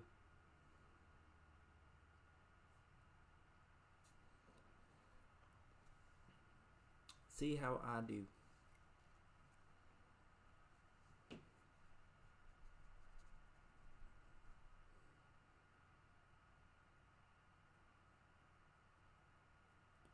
But yeah, I know like the, what is it, Cold Star suits are great at Postman. Also really good at the Intel secondary, where you have to touch like 4 different... That's it. I think it's the Wall of Mirrors. Is that it? So Morty, Sergeant Deathstroke, I've seen people actually busting him out in the Knights with Mortarion list, and I really want to test it myself. I just don't want to test it until I see kind of... Luckily, you know, the way the new ITC missions are, it highly benefits Knights. Because now it's not an automatic, hey, I gain 12 points for playing your Knights because I take Kingslayer and Titan Slayer and Headhunter, you know what I mean? So, but Knights also play very, very, very poorly into the hold and take secondaries. They're good at King of the Hill, though, taking the middle of the board. As long as your opponent doesn't zone you out of it, you can do King of the Hill. But yeah, it's tough. It's really tough. 9 Mephitic Blight Haulers. Why? Why would I want to look into 9 Mephitic Blight Haulers?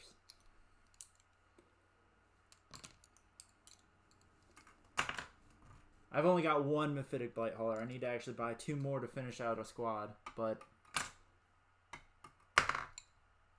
unless you got some intel about the, you know, Death Guard Psychic Awakening that I need to know, in which case you need to hook a brother up.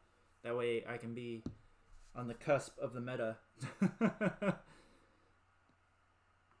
why I've been gathering so many Death Guard models.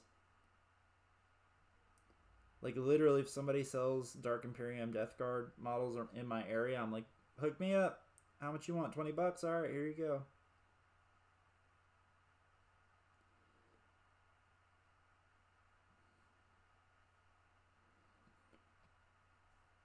Because I hope to God that Plague Marines definitely get some TLC in the book. So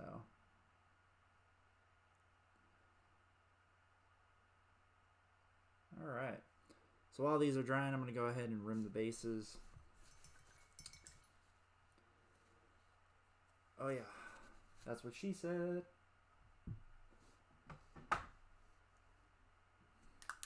And so my wife's very busy right now, so I can't ask her what color flowers she wants me to put on these bases. So I bought those flower tufts. Actually, she wanted them for these.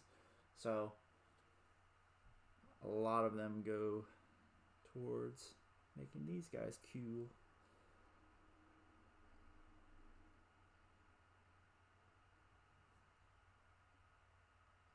And so I do need to rim the bases twice, because my black is highly, highly watered down. Oh man, it smells like my roommate's cooking something that smells really good. So we'll probably finish up these doggos on stream today, and then I'm going to call it a day and go make dinner and probably relax, play some Witcher, like I said.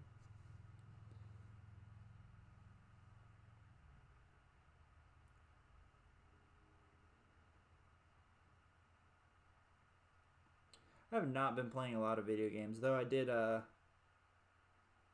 go pre-order Final Fantasy VII Remake. So I am a huge fan of Final Fantasy, the old Final Fantasies. Like 6 is my favorite still to this day, but I definitely can't wait for the remake. I know I've heard mixed reviews, like that it's bittersweet because, you know, they only show part of the game, the original game, and blah blah blah blah blah. But I think people, in the end, yes, I get that this is gonna take a while, but it's nice that they're fleshing out the story and fleshing out the world that Final Fantasy VII existed in. Because a lot of what was focused on was the stories of the characters, not really the story of the world, which, when you really think about it, that's what that whole game was about. Was about, you know, how the people were ruining the world and how the world was basically fighting back against the people and blah blah blah blah blah. So it's nice that they're fleshing it out more. So that's my own personal take on it. I think that it's awesome and it looks incredible. I know the demo's out. I should probably go download the demo. But think about it. It's, what, 9 missile launchers and 9 melt-a-guns. If you run into Tau, all you're going to do is shield drone all 18 of those shots and take your feel no pain, and that's that. Like, what? What are we talking about? Also, the Blight Bell list is more or less dead. Because if you're taking a Great Unclean one, that thing dies so fast. So these two, I don't know if I'm going to get around to actually finishing their bases, because I do need to wait for the basing paint to dry, but I'm going to go ahead and rim the bases anyway. Okay. Well, I don't know what you're talking about, and I don't have the patience to think about 9 Mephitic Blight Haulers. Other than wasting a lot of money and losing the game. So because that's almost 1,000 points of your list right there.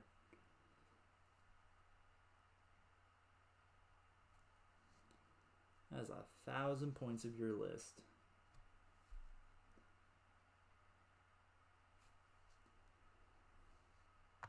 But we'll see. I mean, they could end up getting a cool stratagem or something in the new book. Yeah.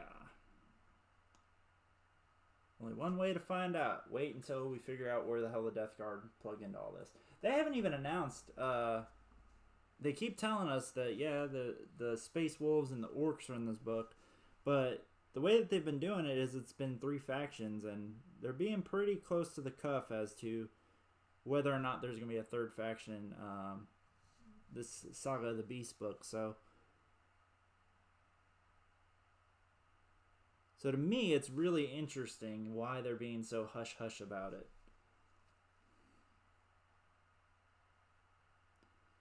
Because traditionally there's 3 factions, so let's kind of run it down. They're durable, but they're not super durable. And once you kill one from the unit, it loses 1 ballistic skill.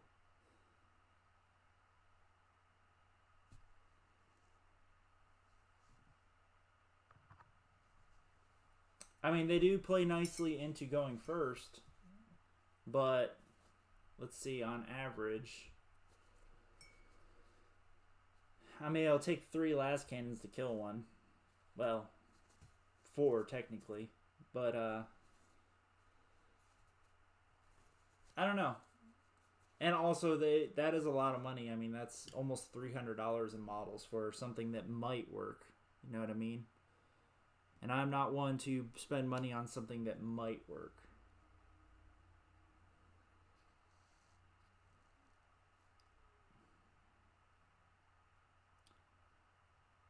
They're durable, though. I wish the Do they give themselves cover saves? I don't think they do. I think it's only for infantry. If they gave themselves a cover save, that would actually be pretty cool. Because then you'd basically have 9 wound Terminators running around. Or 8 wound Terminators. I will say, with what I've heard about what we're getting in the next Psychic Awakening, I could see Mephitic Blight Haulers becoming a thing, though. If what I heard is true. Like, one of the things I heard is Death Guard is getting detachment bonuses.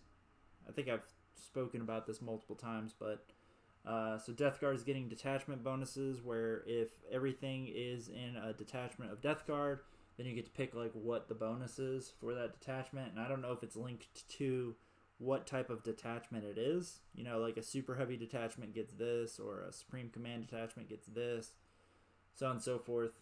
That would actually be pretty cool if they did it that way. Because then it would, like, then you could cater it to whatever the list would be.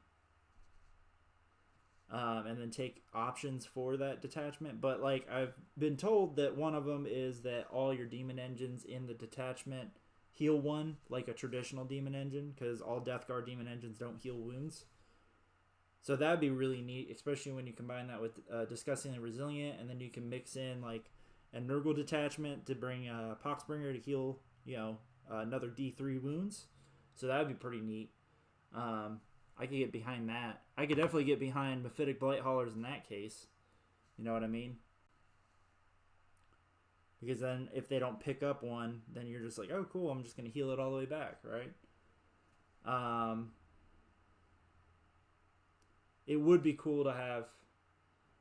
Oh, with the tech later. Well, hey, if you've got a cool list... But yeah, going and spending that much money on Mephitic Blight Haulers that I might not use, that's kind of a... It's a non-starter for me, buddy. It's a non-starter.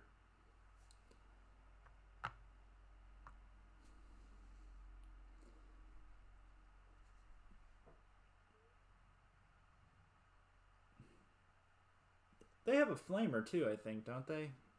Or maybe it's just an assault weapon. But I don't know. I really wish Death Guard spells, like, they definitely need a... I hope that they get a second discipline. It's kind of dumb that Chaos Space Marines didn't get another discipline. That to me was kind of outrageous when everybody else did, but...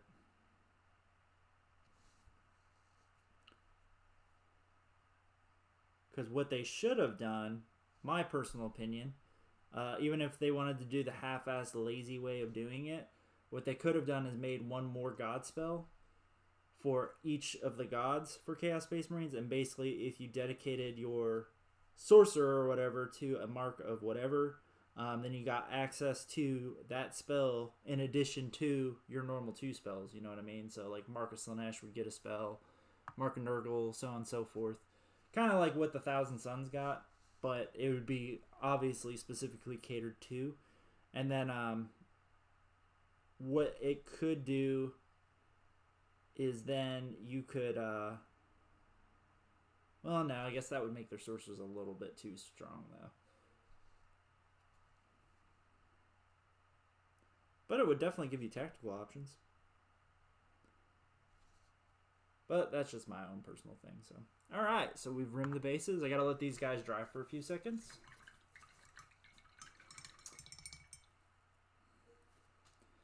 And now we're down to just dry brushing the 2. So I might be able to get around to dry brushing them if they dry up a little bit more. So... But yeah, I don't know. Mephitic Blight Haulers, they're just an interesting choice. They're just still really expensive for what they do. And on a Ballistics Skill 4 platform. But negative hits aren't a big thing right now, so there's that too.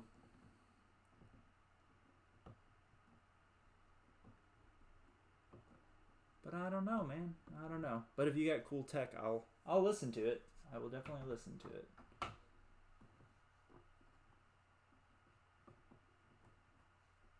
I have seen squads of Mephitic Blight Haulers showing up in a list occasionally, here and there.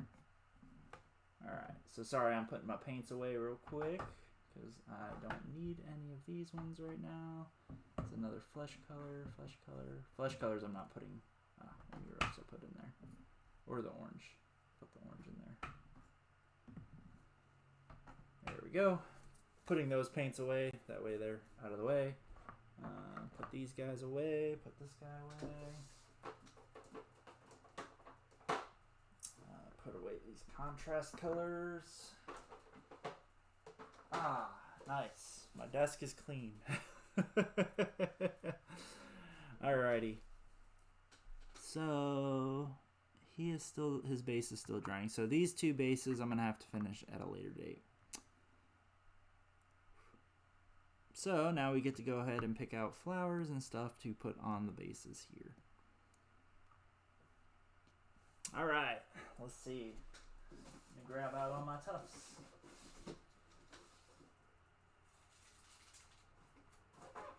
All right, grab out the tufts and grab out more of the green grass. Okay, so I think for these guys,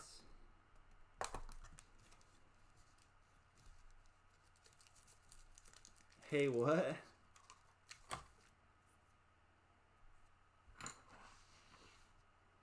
No, they do. They do have the flamers on them. But all right. So let's see. Do I have my little pokey? Yeah. My pokey is a bead reamer, so this helps me to push down the tufts. That way they stick real well. All right. So let's go ahead. Let's start with the beagle.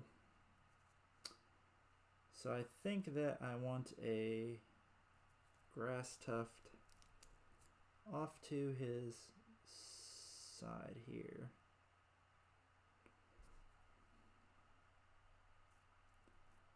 So I'm going to use my bead reamer just to kind of push it down. And then I'm going to tease the grass. Kind of. Now this grass is really tall. So I'm gonna cut it down a little bit. So yeah. Where's my, I know I have a little pair of scissors. Hold on a sec. I might have to use my hobby cutters, but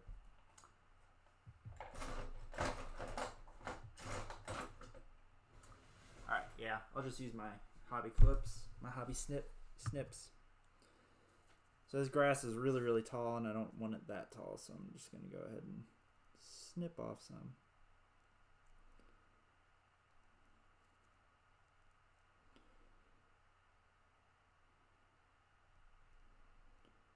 Now, I could have used one of the thin tufts, but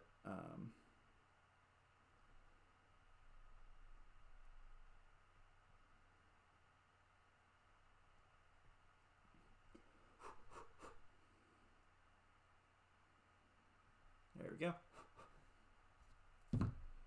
And there we go. So now it's got a nice little tuft sitting next to him. And then on his other side, let's just go ahead and put a thing of white flowers.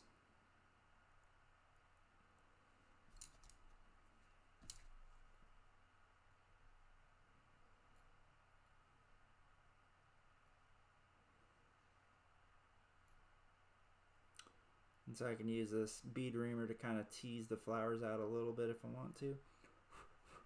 But voila.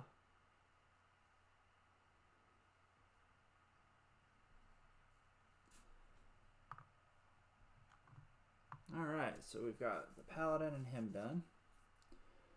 So now for the druid, I definitely want to put a lot of flowers because, you know, druids are definitely very in tune with nature. So I'm going to put a bunch of different colors on our base. So I'll put an orange one. I'm going to put a yellow one.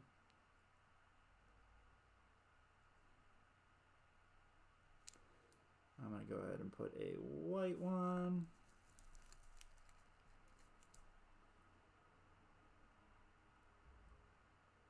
So there we go. So we'll put an orange, yellow, and a white one.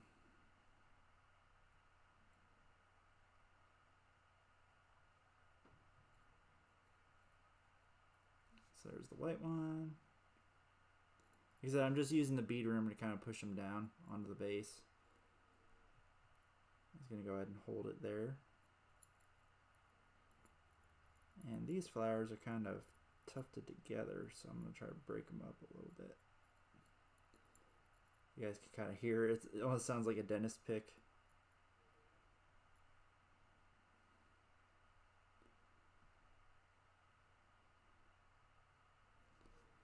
Alright. And so she's got all of her flowers around her because she's a druid. So voila. Next with the little corgi. So for the corgi, I'm not going to put any flowers because he's really small. So I'm just going to go ahead and put a tuft of grass next to him. And I am going to trim it up.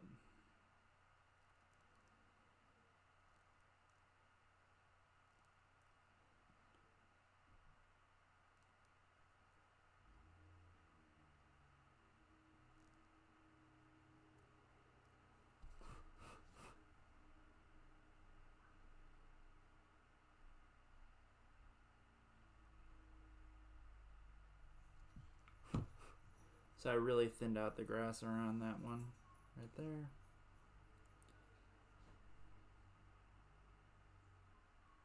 I think he's good. I think he just needs that one little tuft because he's really small. I don't really want to overpower him with the like flowers and stuff. And then for the Dachshund,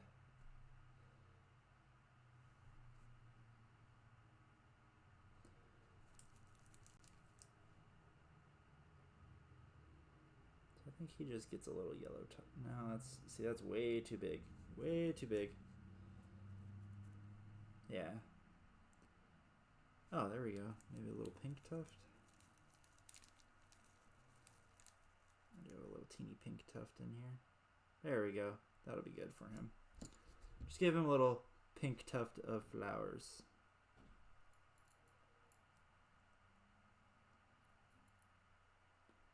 Kind of brightens up the base a bit. Try to break up the little flower clump a little bit. Voila! And so, I'll go ahead and do a showcase of what we've painted right now. Oh. Yeah, that's upside down for you guys. So there we go. So he's just a nice little Dachshund sorcerer. I know it's a little blurry, so you guys can't see like the details. There we go. I kind of cleared it up some. So there's the Dachshund sorcerer, all completed. Go ahead and sit him off to the side. Here's our Husky Paladin. So I finished him a while ago. And so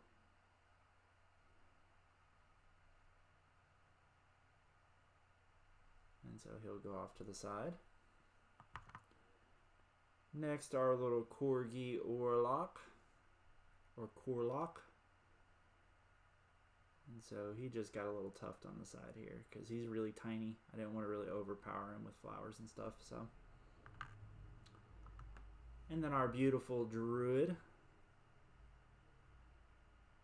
So here is our German Shepherd Druid. And so for her, I gave her a bunch of different flower tufts because, you know, it's a Druid. And then the Berserker. Oh. And so here's our Beagle Berserker. And I gave him a tuft off to his side and then a white tuft too. So there's him. Now let's go ahead and check the base of these last two. I might be able to dry brush them.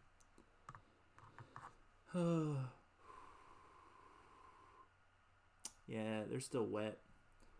So I'm going to have to let those two dry and then have to come back to them at a later time.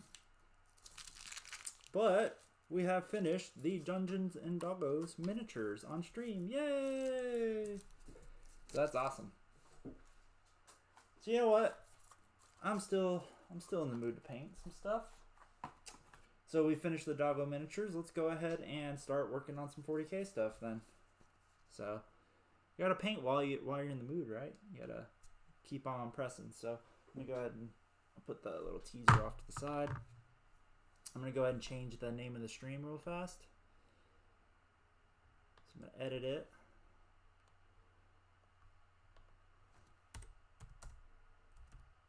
And Poxwalkers HQs.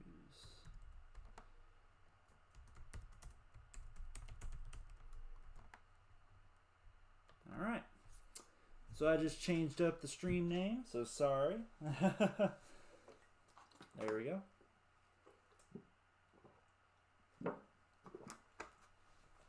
And let's go ahead and I'm going to start on these last two Poxwalkers I got to paint.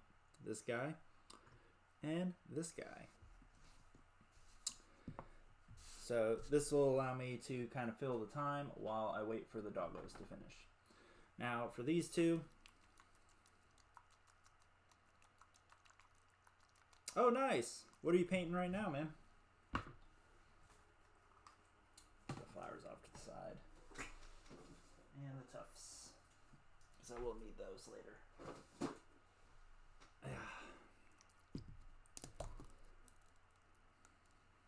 So it's been a while since I painted a Poxwalker.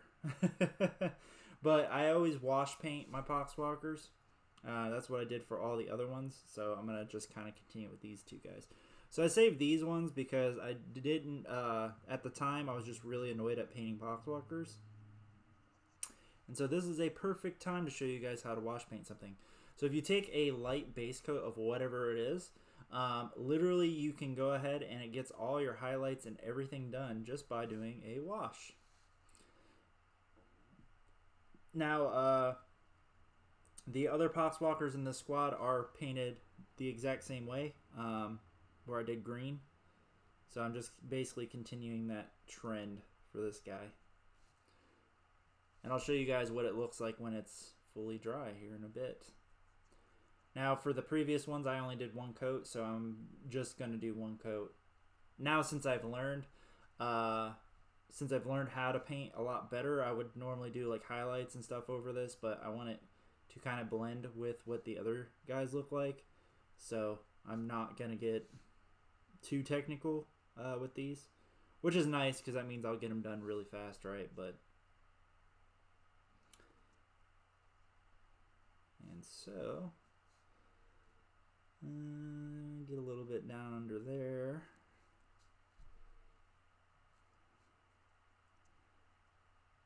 Oh, nice. Okay, so basically you have to paint X amount of points every week to get your points. That's cool. I like that. It's a neat idea, and it gets people painting, which is excellent. That is an excellent idea, actually.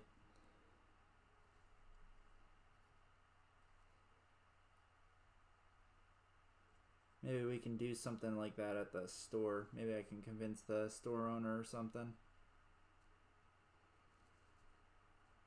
to do like Thursday or Tuesday night paint nights or something. Alright. And so once this guy dries up, so I always dab off like wherever it's getting too deep in the crevices. But once that guy dries up, his skin color is done. So, actually, let me turn him around. I know you guys see him this way. And so once he dries up, his skin is done. I will go through though, just like in the other ones. I actually did multiple colors to like do the little poxes and stuff. So that's where I use Seraphim Sepia and stuff. But and let's go ahead and hit up the other guy. Oh, nice.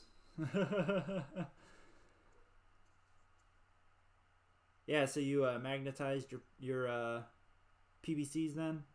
That's why you're just doing the plague spitters?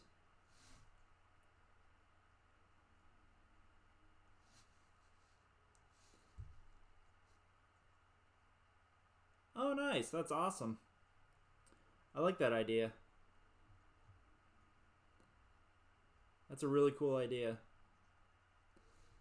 I think we would be able to do something like that, but our store owner here, he's kind of older, and he doesn't really do things for free, you know what I mean, very often. So getting him, like, maybe doing like a percentage off paints or something on one night to kind of spur something like that, I mean, it'd be neat. It'd be a really cool idea.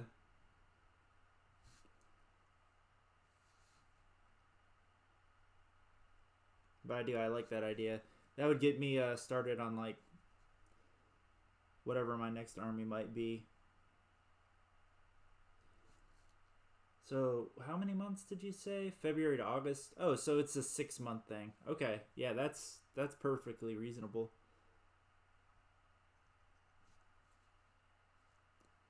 That's perfectly reasonable. Because you can definitely build a 2,000 point army in that amount of time for a good cost too. All right, and so there we go. 2 Poxwalkers, skin done. Except for the yellows that I got to do. So I'm going to set the Poxwalkers off to the side while they dry up. And I'm going to get out the next shade for them, which is... Actually, I'm not going to do the next shade yet. I need to actually start doing the base coats on them. So, going to go ahead and bust out the tried and true lead belcher. Now let me go grab one because I need to have one as reference for what I painted up their pants and everything with.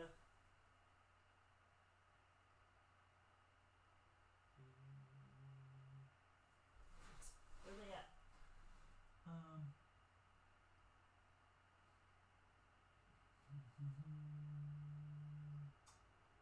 Where the heck are you guys at? There's one.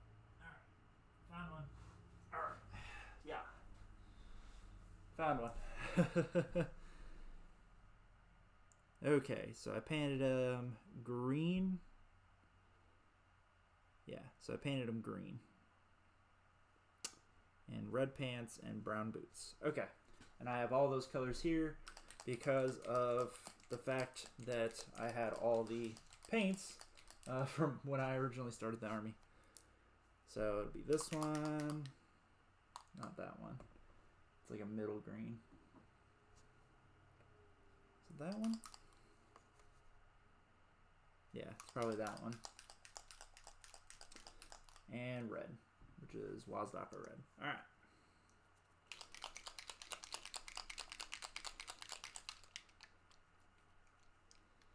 That makes sense. Yeah, because then you get the store to sell models, but if you do a percentage off the cost for painting supplies, yeah, no, it's a great idea. I love it. It's a awesome idea, and it spurs people to build new armies and get out there and paint stuff. Which are all those things are good. Oh crap. The nozzle for this one got clogged up. So I gotta go ahead and unclog it. Oh god. Yeah. It's been a while since I've used this paint, so there we go. But no, that's good. So, like, would you have to buy the models, or is it you just have to have unpainted models? You know what I mean? So, like, if I already owned a bunch of models that are just primed, then I could just paint them up and use them.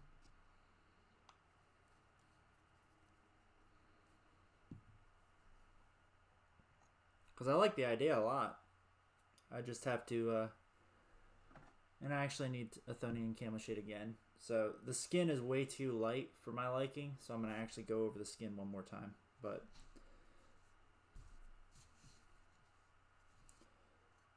So we got the brown out, so I'm going to go ahead and just do the boots for these guys.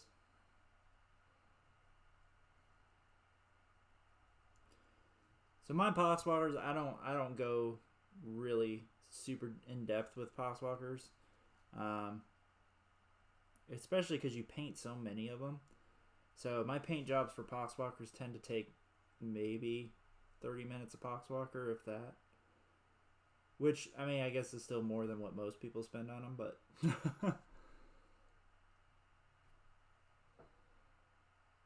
no, that makes sense. Yeah, because then it encourages people that, you know, you don't have to buy models if you don't have models.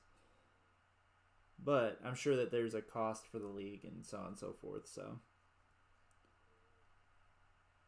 probably free entry if you buy models, but if you don't buy models, then you got to pay a fee, sort of thing, which makes sense. Gotcha. That makes sense. Yeah, 100%. So it's like a mixture between a paint league and a like slow grower league, like you said. So no, that's awesome. I do like that idea, sir. I do like that idea. Let me go ahead and move this Poxwalker off to the side. That way he doesn't get in my way. And paint the boots on the other one.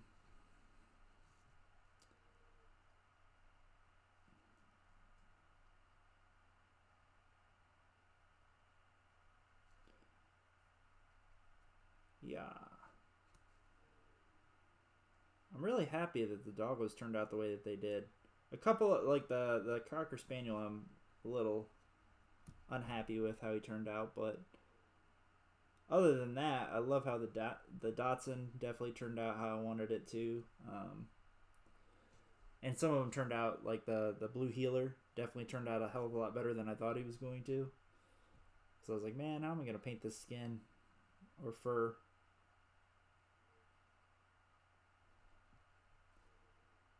So it is super cool.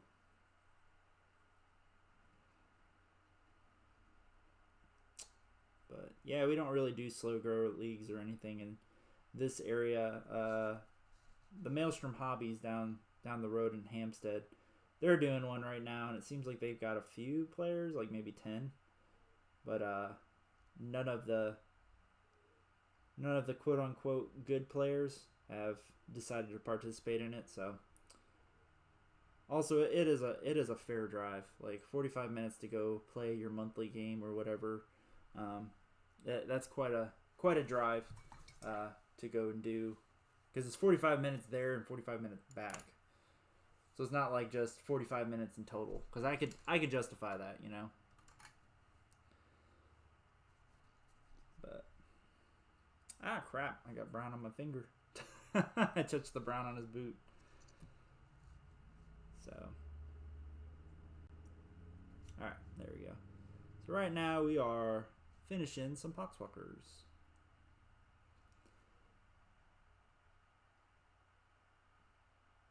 We're painting up some Poxwalkers, not really finishing them because they aren't even painted yet. Yay!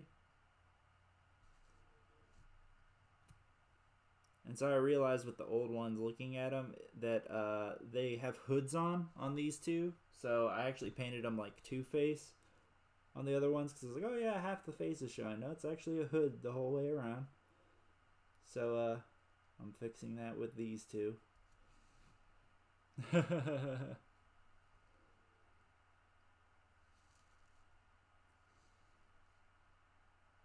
Help me understand this, because I'm struggling. How the heck do they get next PA book when Necron's Custodies, Death Guard, Black Legion, and Harleys are still in the wings?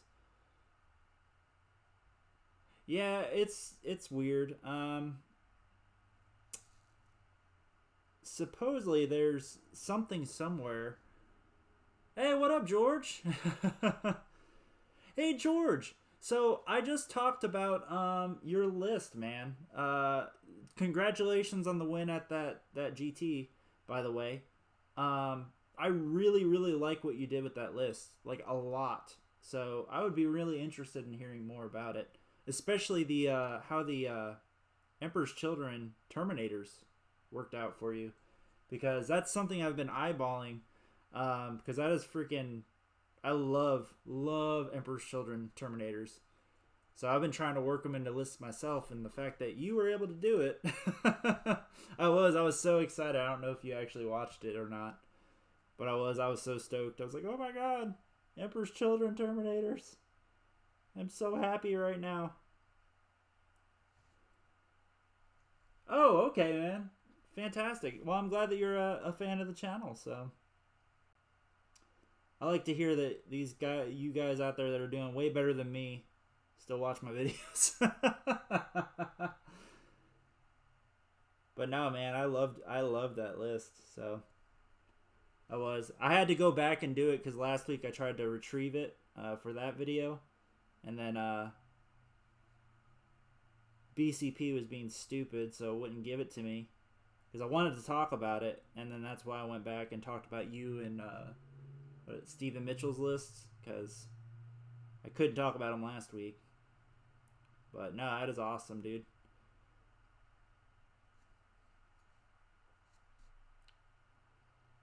Oh, okay. That makes sense. Yeah, with the possessed bomb. But it was something to have in your back pocket, so that's good. Did you ever double tap them? Or were you always double tapping the blitz?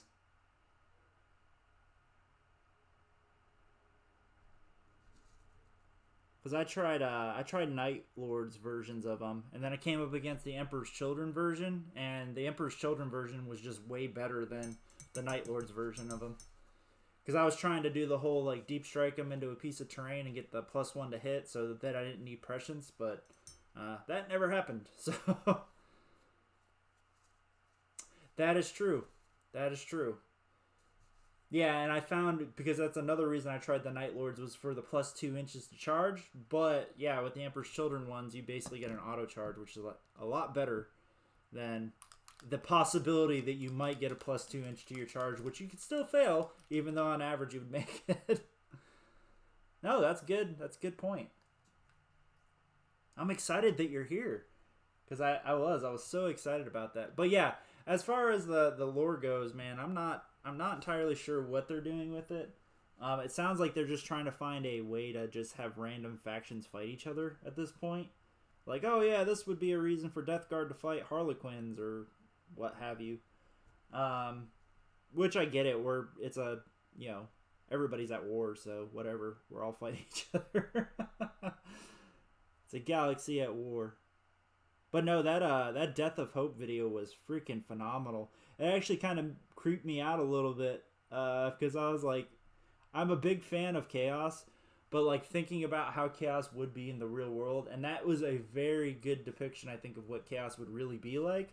I don't think I would be a follower of Chaos if it was a real thing, because the things that they do and the things that you have to do, yeah, I don't know. It's crazy, but yeah, it was a great depiction of what it would be like to be on like a starship with a bunch of Chaos Space Marines. But yeah, and I could see why it took him so long to actually make that one video, because it was awesome. Like it was phenomenal. I probably will go through and watch it again, because it's just, and his attention to detail and everything that he did, I thought it was cool that they had the demons in there with the Flesh Hound, and then that statue with the elongated bloodletter. That thing was cool. Like, that's pretty inspiring to like make a model like that. Like maybe a Herald of Khorne that looks like that. That'd be pretty neat, I think. But yeah, it was a cool video. So thanks for sharing that, Deathstroke. I actually shared the link on the Discord page just because I wanted to share with other people who might have not seen it, because I literally didn't know that it even existed until you posted it in the chat, and I was like, what is this? And then I went and watched it. I was like, wow. I watched it with lunch. So, but it was super good, and I appreciate it. Sorry, George, I know you're typing a bunch of stuff out. I'm gonna definitely come read here in a second. Trying to focus on getting the base coat done on these 2 Poxwalkers. So why am I painting 2 Poxwalkers? It's for my Poxwalker list that I've been running. So I realized that I need a couple more, and it's really annoying to put the list on the table and have 2 Poxwalkers that are unpainted. So, hence why I need to get these guys painted. Oh yeah, it was very dark. Some of the stuff was very hard to see, but man, and then the way they depicted the World Eater, Chaos Space Marine, how hulking he was, and like all the blood all over his armor and stuff, that was freaking cool. I was like, what? Like, that was badass. It was so cool. No, it's all good, man. We're all here. We're all here. We're one happy family.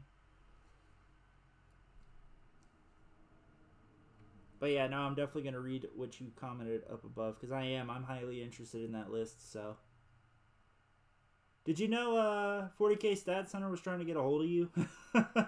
They said it in the last Stat Center. They're like, we tried to get a hold of George, but couldn't find him. I found you. You're right there. Yay. All right. Never double tap. Okay, blitz are usually better. They are. If someone has screens out to give me something to bad touch with your possessed, I don't necessarily need to kill them with the shooting. That's true. Yeah, that's true. No, I think that's really where they're going, is like, how do they develop because a lot of armies, like, it's very easy to say, hey, you know, Death Guard's gonna fight Tau because that's all in the codex, or you know, this army's going to fight that army because they're natural enemies, like the Imperium versus Chaos. But some armies, you definitely need to think about why they would fight each other, you know what I mean? Like, why would Tyranids fight Chaos other than Chaos is fighting them off of one of their home planets or something, you know what I mean? So, Orcs don't really need a reason to fight anyone. Orc story is literally, you just put them in front of something and they're going to fight it. So, which is good for them because, you know, it's easy to write an Orc story as far as like the reasoning behind something.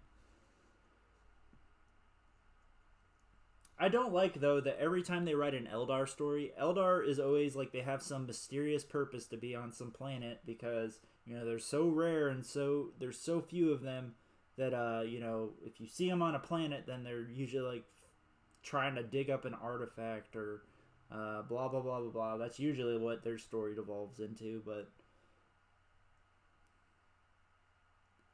Or at least it seems like the non-GW stories devolve into, I should say. So... No, I just thought your list was super interesting. I could definitely see... because I played around with Night Lords and, well, I may have a video out there of it, where I played around with Night Lords and Alpha Legion at a tournament and tried to do, like, I had all the CP for all the tricks, but it just fell flat. The Terminators just died. They didn't really do much. And yeah, I think if I had an auto charge like how you mentioned, I think that definitely would have helped a lot. So, no, I love that. I love that tech, because I've got 10 Terminators that are waiting in the wings to be painted. I've just been holding off because every time I put them in a list, I feel like I don't like the list. But I definitely want to make use of Emperor's Children at some point. So I liked your detachment with the Demon Prince and all that stuff. Makes them all self-sufficient. But right now I'm having a lot of fun with the triple HQ threat list that I basically built, so. But yeah, no, that was fantastic. I was very happy to see your list. And I thought it was interesting that you had Slaanesh possessed as opposed to everything else that we've been seeing, so. But what you did with it was definitely awesome, so. Well deserved, my friend. Well deserved. But, yeah, so we're getting base coats on these here zombies.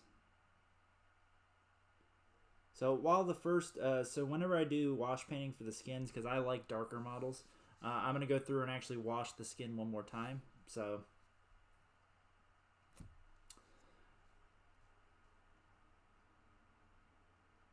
That is true. That is very, very true. Oh, okay. So sometimes you would buy him the whatchamacallit? The Raymond Revulsive. Sometimes you'd buy him that relic and have him go in and basically be a deny Overwatch for the possessed and stuff like that.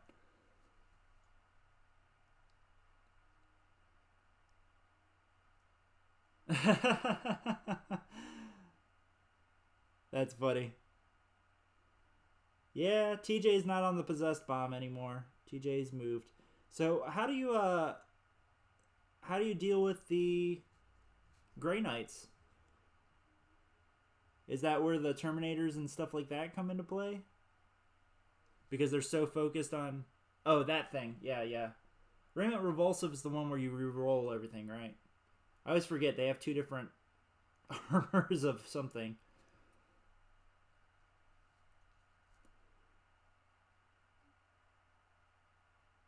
But did you not run into Grey Knights, or just you hope that you avoid the Grey Knights and then just kind of do it that way? Did you submarine? Were you like, oh, I see some Grey Knights, I'm going to do worse?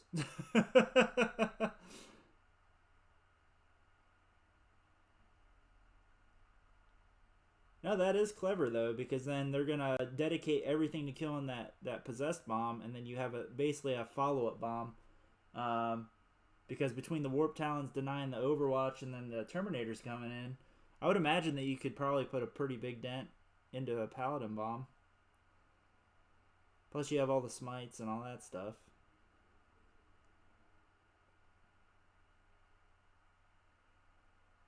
Well, and you have the Infernal Raptress, which I love the Infernal Raptress. I love the fact that people are finally picking up on her.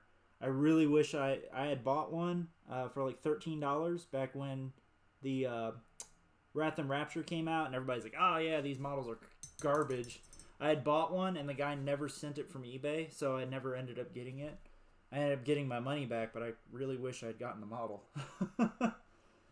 Because now they're like $30 on eBay, and it's really annoying.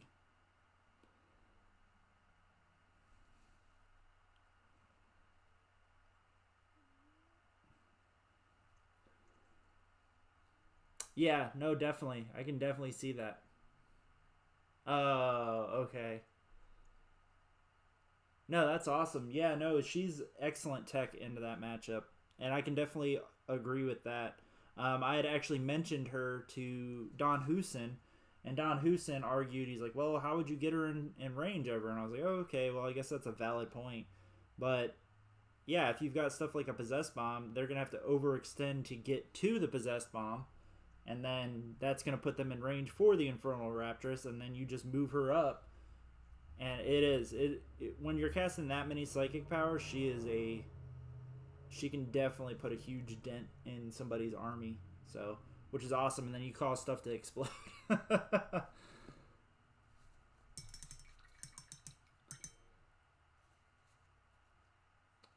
Oh yeah, I forgot. Yeah, she does that. That is true.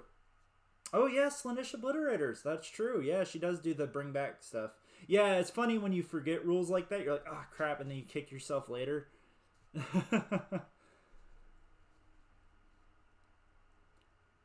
Yeah, no, that's true. Well, what happens though if you get second? Would you try to zone them out as best you can to prevent the shooting?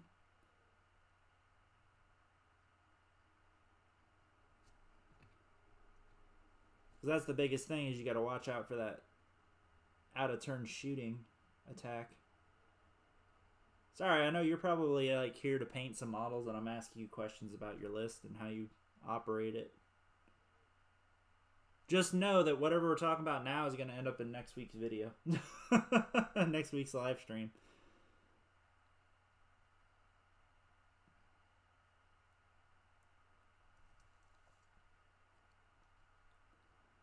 That is true. That is true. Yeah, it's just I was curious how you prevented them from getting to the possessed. That's more where I was. But yeah, no, it's good because then if you can make them waste their shooting on trying to deal with something else. Because, yeah, you could measure 9 inches out from your front line and then basically place the possessed in such a way that if you come up, because the possessed, especially the Slaanesh ones, you can advance and charge them all. So you definitely would get across the field with warp time incredibly fast. And I guess you would give him first, hopefully lull them into a sense that they need to be super aggressive to try to get at you, and then you just kind of capitalize on the fact that they came at you. So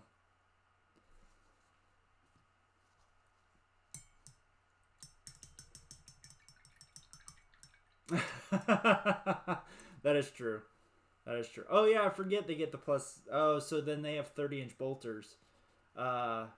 That's true. I forgot about the plus 6 inches to shoot. Yeah, no, that's true. I always forget about the prayers, man. I forget that Grey Knights get freaking prayers now. So, all right. So for wow, these I forgot how easy it is to paint Poxwalkers.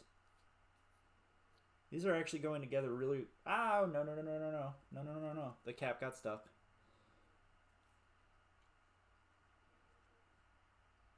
Yeah, I have a couple really good Grey Knight players here, but I've yet to actually play into them.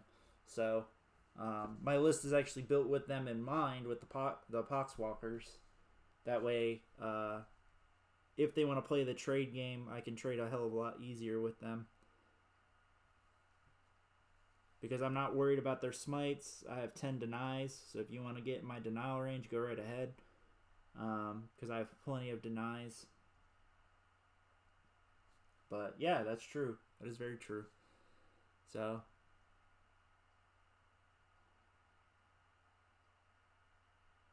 that's true. No, that is true, because then they feel like they automatically are going to win that matchup.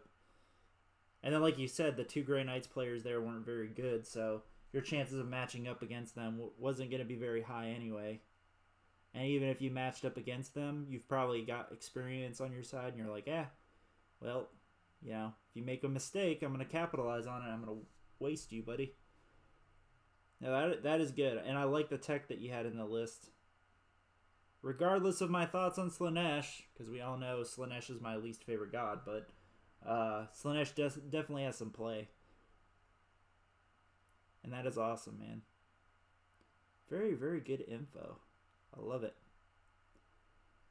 You guys use the new Space Marine fact though, right? At your event? How'd that impact things? Because I know a couple of the events used it. Might have been all the events used it.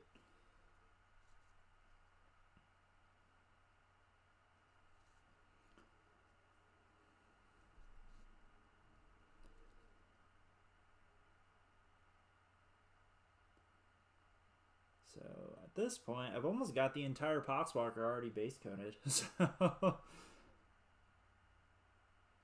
forgot how easy it was. How did I spend so much time painting these guys? Well, I guess I'm a lot more experienced from 2 years ago when I painted my first Poxwalker.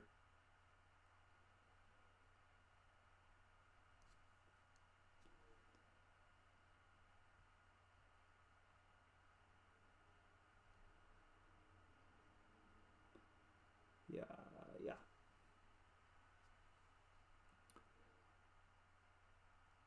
Oh, okay. Yeah, that is a bit odd that y'all use the old mission. Do you think that helped you, or do you think it hurt you? Do you think the new missions would have been a lot better?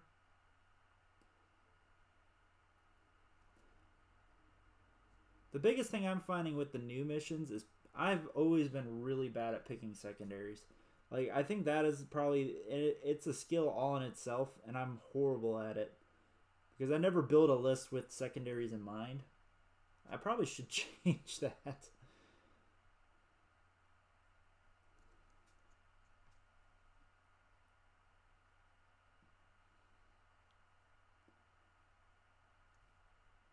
need to actually build a list with the maneuver secondaries. Which it was funny, so I played my mono demons yesterday, and I actually did really well. I beat a Astra Militarum player Blew out the secondary scores, though. It was really easy to score secondaries with demons, so... Oh, okay.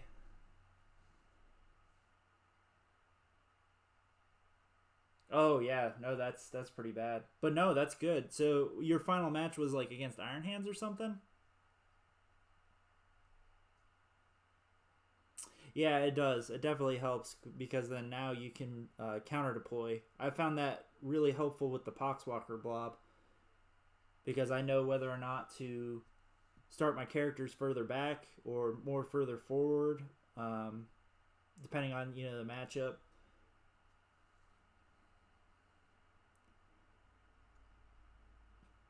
Because if I'm facing something like Grey Knights, I'll put the characters more forward because I can zone out the characters pretty well with 3 layers of Poxwalkers. And because I want to get up there into the L or get up there into the line of sight blocking terrain as quickly as possible because the Paladins are going to go for it. And then the more I can push them out of those pieces of terrain, the better it is for me because my damage output is just about as good as his when it comes to smiting. Especially with the Cult of Magic stuff. God, that stuff is so good.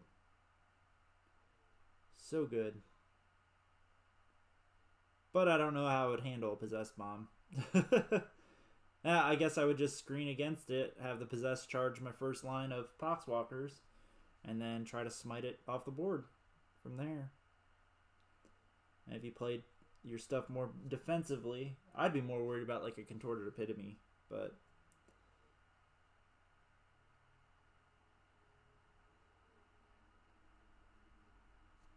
no, it's awesome. Awesome. Your list is the first one that almost inspired me to go build some Possessed. I just really don't like Death Star units.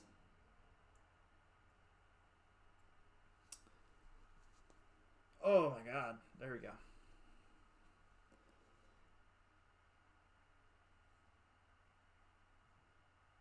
But yeah, that's awesome, man. No, all great information. So like I said, everything we just talked about, that's all going to end up in next week's stream. Because that is some good tips for people. Definitely gets my brain pumping, my brain going. I need to go buy a damn Herald of Slaanesh because I've been seeing a lot of Heralds of Slaanesh, and then I had somebody explain to me why they take Heralds of Slaanesh, and I was like, oh damn, that's clever. So no, that's true. That's true. Maybe the missions helped. You don't know. But it's good to hear that the Space Marine fact definitely did impact your play experience for the better. So that's a positive. I haven't played them since the fact came out because my local Space Marine players are more or less reeling and coming up with new lists. I know our local Raven Guard player has been struggling a lot now that because he's tried deep striking in his aggressors in lieu of Centurions, and they die way faster. So he's trying to play with them. He's like, man, they die.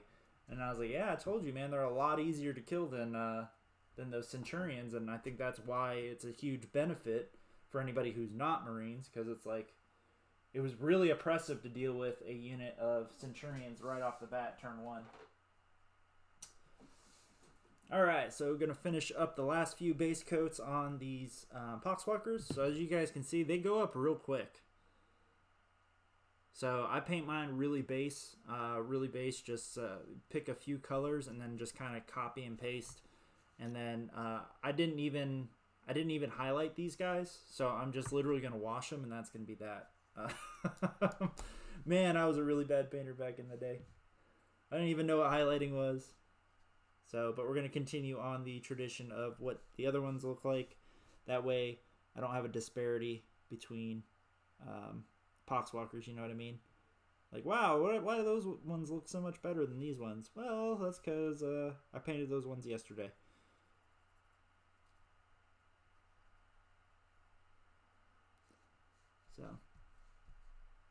Oh, no worries, man. No worries. People got their own lives.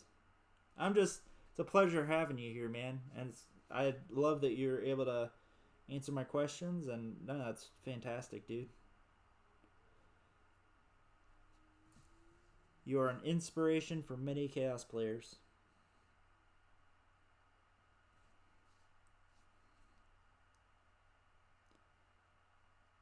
But I look forward to seeing what other people come up with, so.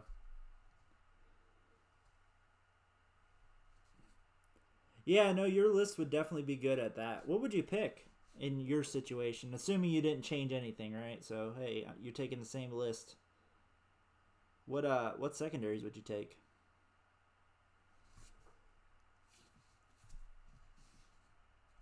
I'm really curious just because, like I said, picking secondaries has never been my strong suit. Unless a list is very, very obvious in what they give up. Hence why I think I struggle a lot more than I should.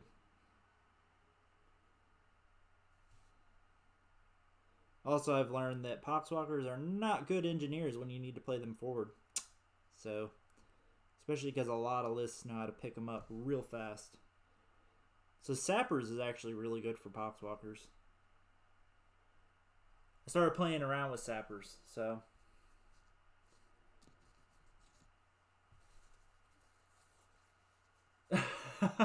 No, contrast is amazing, dude. I actually painted all my my pink horrors. I don't know if you've seen them, but here, I'll grab one real quick.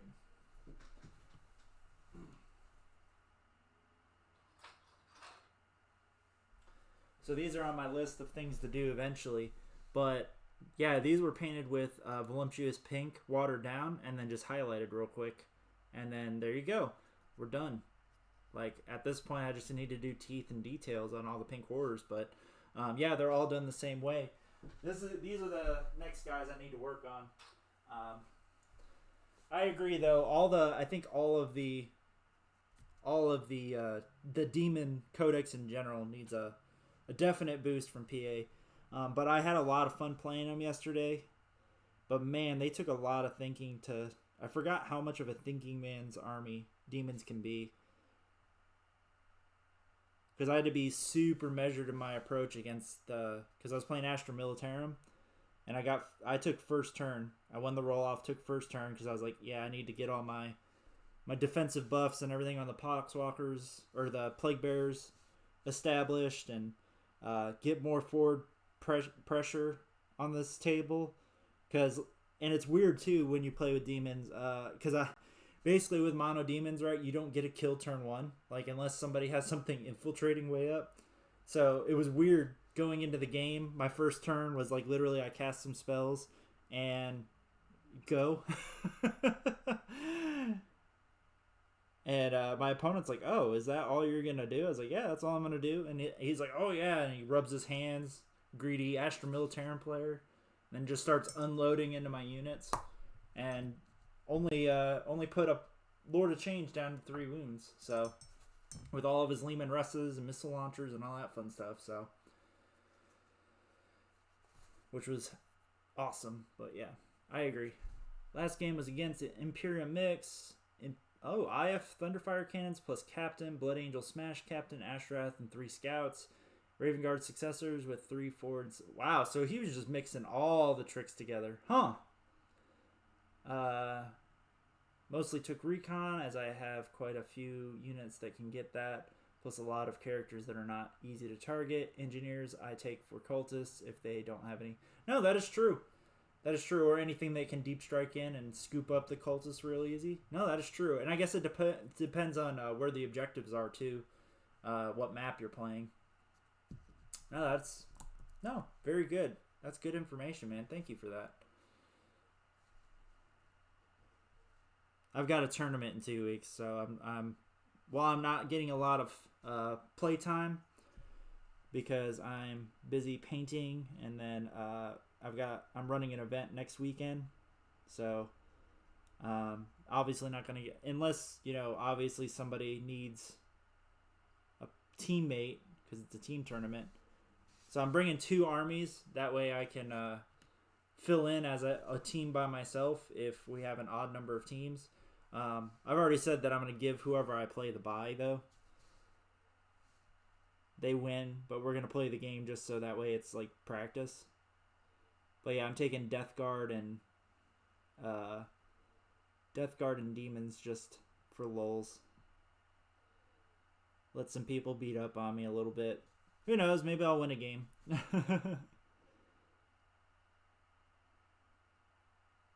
Maybe I will win a game.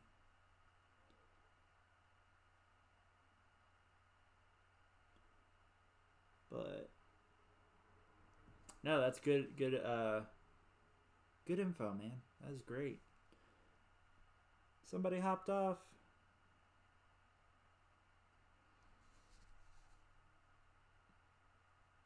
Yeah, no, that's true. You're not afraid of people taking Reaper? I guess if they take Reaper, they're just scooping up the easy kills anyway, so.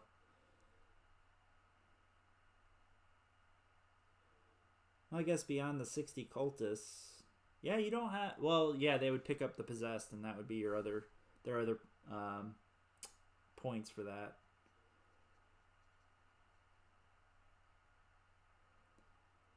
But yeah, we're almost done with base coating a damn Poxwalker. Wow.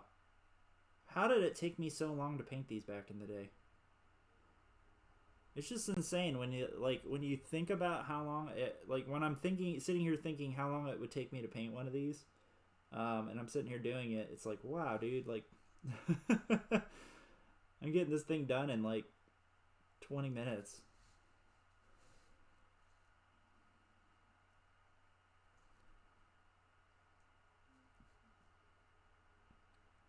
You would take demons and GKs. I heard that guys from In the Finest Hour tried to kill a unit of demons by friendly fire. That is funny. That is hilarious.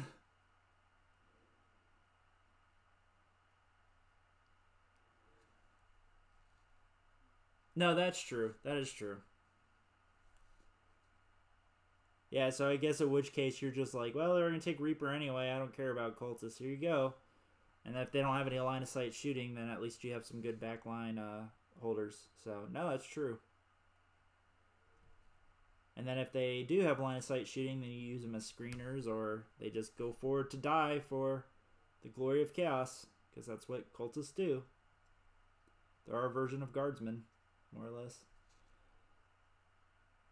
Yeah, that's really true.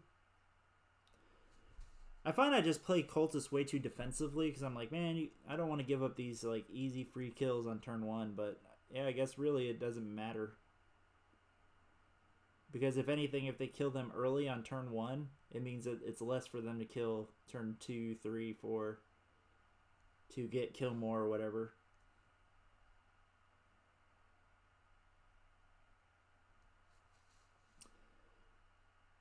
All right, so there we go.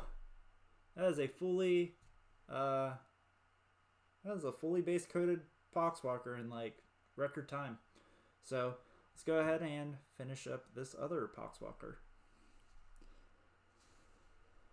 And so, like I said, for the old ones, the old Poxwalker that I did, that I've got right here in front of me, I didn't do any highlights, so I'm basically going to carry on that tradition with these ones. Now I do want to compare their skin color to the old ones that I have. So I might get off camera for a second to go grab one of the green ones to just basically compare to make sure that either I need to do maybe a little more washing on them or maybe something. Because I want to have their skin colors match. But, and I'm not going to do the little puddles. So I did like puddles of toxic goo on the old ones. But I don't think I'm going to do that with these guys. I think I'm just going to highlight the bases and call it a day. Because these guys die so fast. Like, a couple of them without stuff on their base I don't think will be noticed. So, and then I can always go back and add the toxic pools later. But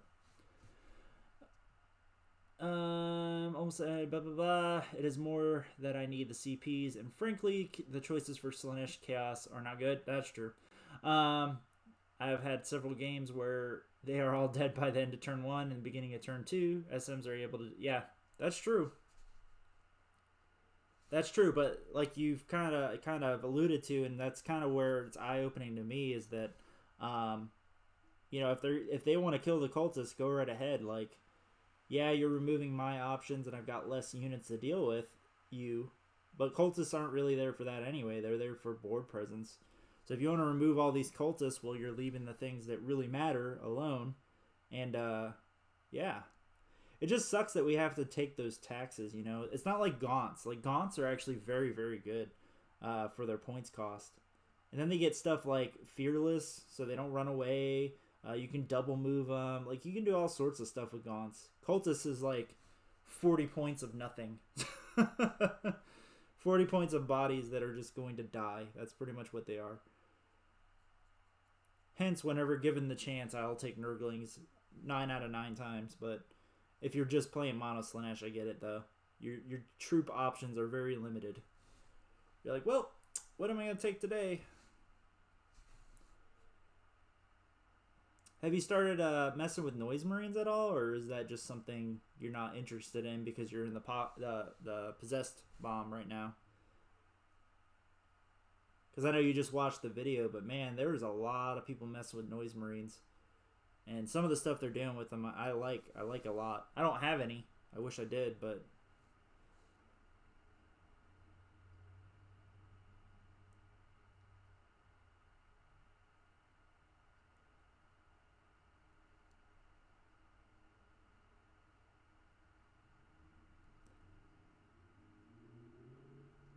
Okay, there we go. Cool. Ah, that's true.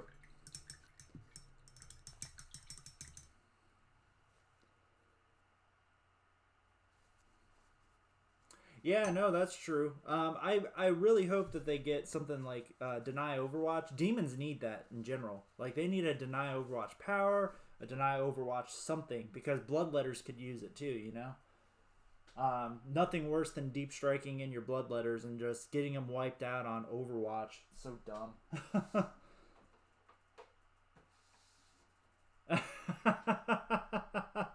I've seen some really cool conversions online, though. Hold on a minute. I'm going to grab this other green guy.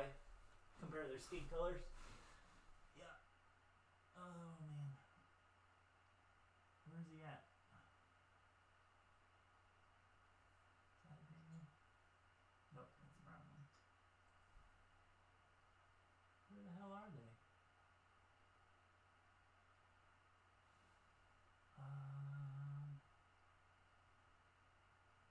Alright. Well then, I need to turn on my light. Yeah. There's one, I think. Yeah, there we go. Alright, found one. They're really hard to see. Okay, so that's a completed one.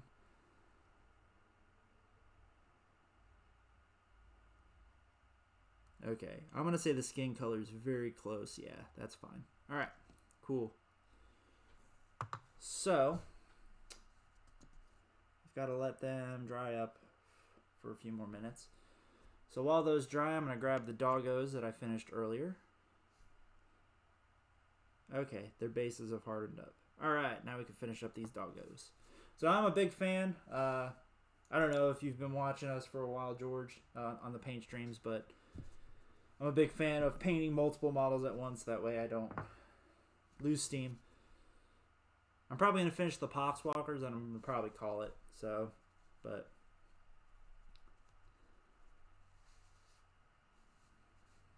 No, that is true. Yeah, denying Overwatch. I guess I've played the game so much without denying Overwatch. I just try to jockey for position, you know what I mean? But no, I can definitely see that. And I do like what you did with the Min squad of Warp Talents too. That was clever. That was very clever. So, but no, that is very, very true, man.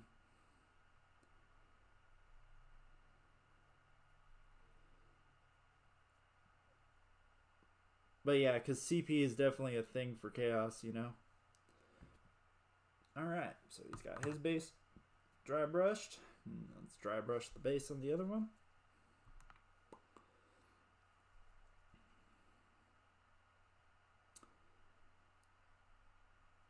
But yeah, no, demons definitely need something that denies Overwatch. Death Guard, I mean, I'm sure they're going to get something to deny Overwatch anyway, but Death Guard I'm not nearly as worried about Overwatch with. Because if you're charging something, it's usually with your separating plate Demon Prince or the Blight Lord Terminators or something like that. That's pretty hardy. But of course, they're going to get denying Overwatch because it fills their fluff. You know, they're stinky and blah, blah, blah, blah, blah. And I hate that they really drive that whole they smell home, smell dirty home. Like it's like at this point, man, we get it. Like just, I need some options that'll work for me. Now, if they give them to Nurgle Demons, that might be a thing because Nurgle Demons do need to get into combat. But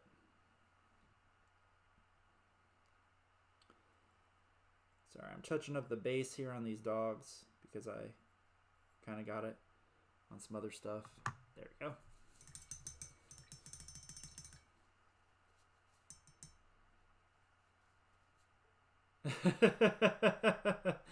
Yeah, I did that with the Poxwalkers. Yeah, I think my elites I've definitely spent a lot more time per model than I do on other stuff. The cultists I spent a lot of time on though. Oh, okay. Gotcha. Yeah, Terminators are just fantastic. I keep telling people like you need to be looking at Terminators because they're so good. And that's why I got so excited when I saw that you had them. I was like, man, yeah, somebody else, Terminators. But alas, maybe we're alone on this Terminator ship. So I don't need the Athonian camo shade anymore. I've already verified that my skin color is fine. I don't need Reichland Flesh Shade because I did not use that for these guys. I do need Druchii Violet because I use that for all the little maggots on them. I need Seraphim Sepia. I do need, where's Agrax Earthshade? Agrax Earthshade, and then I need Nuln Oil for all the metals. And I think that's it. God, is this all that there is to it? Yep. Oh, did he get third? Nice. Awesome. Yeah, because I did talk about his list too. His list was cool too. Man. We're on the cutting edge of chaos, George. Or is it Jorg? I don't know. Is it George or Jorg? You let me know.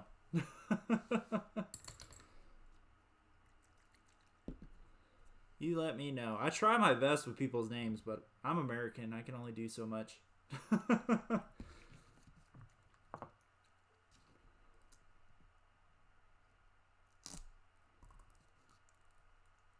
No, that is true. Yeah, I just found like they would just die really easy. Because when I did the Night Lords thing, you know what I mean? Like that. It also doesn't help that my first round was against Ultramarines with a ton of plasma weapons. So that just happened to be the thing. And then in my third round against that Mortarion list, that double tapping Terminators into Morty didn't secure 5 wounds off of him. So that was unfortunate, but especially with Veterans of the Long War and everything else that I poured into him. But hey, live and learn, right? So, because that last game I definitely should have won. I was very salty about that last game.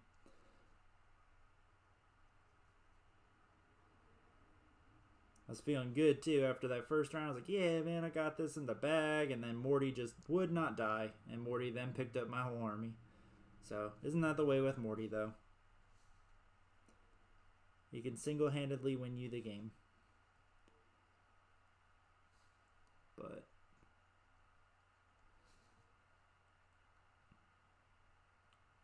neither. That's funny.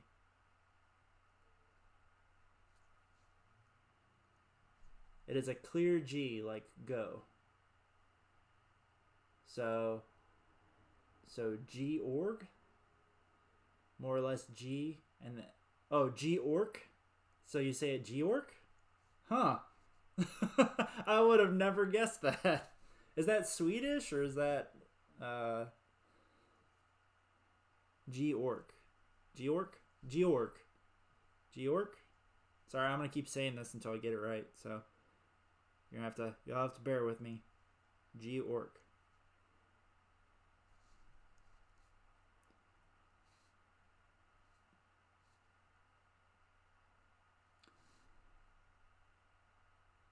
Yeah, no, that makes sense. No, I had gotten them into combat with a bunch of Ultramarines, but I didn't wrap anything. I just kind of spread them out, and because I was like, you know what, he's gonna fall back. He's still gonna hit me on 4s. I also didn't have a clear like, if I touch this unit. Well, I guess if I had wrapped around him and just swung once, would have been fine. But I'm still really bad at wrapping things. Wrapping is definitely a skill I need to work on.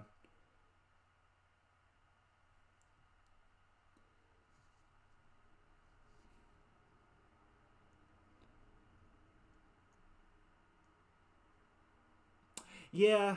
Oh, did I forget to do that? I think I did. God damn it. That's what I forgot with the Terminators. I forgot to... No. That's what I ended up doing. I missed the charge, and then my Warp Talons were on the other side of the board killing an Eliminators and a Thunderfire Cannon in that matchup.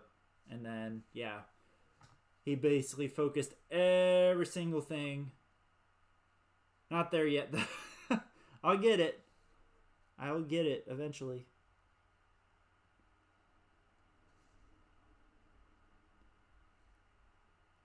So is it like Georg? Maybe? Oh, okay. See you later, man. Thanks for stopping in. That was a lot of fun. That was a good conversation. I enjoyed that. And I've kind of learned how to say his name a little bit. I like how people just kind of, they give up. They're like, George is fine. You can't say my name. I do the same thing, though, with my last name. My last name's Gallegos. So, there you go. Now you know my last name. But my last name's Gallegos. And I run into that all the time. Is Gallegos or... and I do. I'll just give up. My wife gets mad at me, too. She's like, you need to make sure people are saying your name right. I took her last name, by the way. So, that's why. But... I wasn't really attached to my last name either. My original last name, but...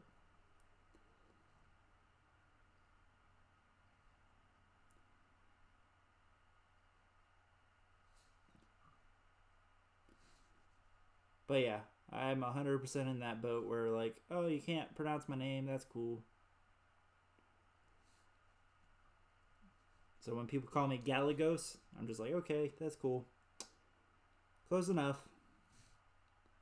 Because otherwise then you get into like a 10-minute like, no, this is how you say it. And then they say it. You're like, no, this is how you say it. Hence why we just got into it here on live stream. So right now we are washing up said Poxwalkers that I just base coated in like 10 minutes. Because... like I said, I was making fun of myself of how long it would take me to paint these back in the day. Alright, so that's all for Agrax Earthshade. Next, I do need the Etonian Camo Shade. So this is for the tops of them. Sorry, I'm verifying. Yeah, I used Athonian Camo Shade on the old ones. So using Athonian Camo Shade to shade up the basically the shirt of these Poxwalkers.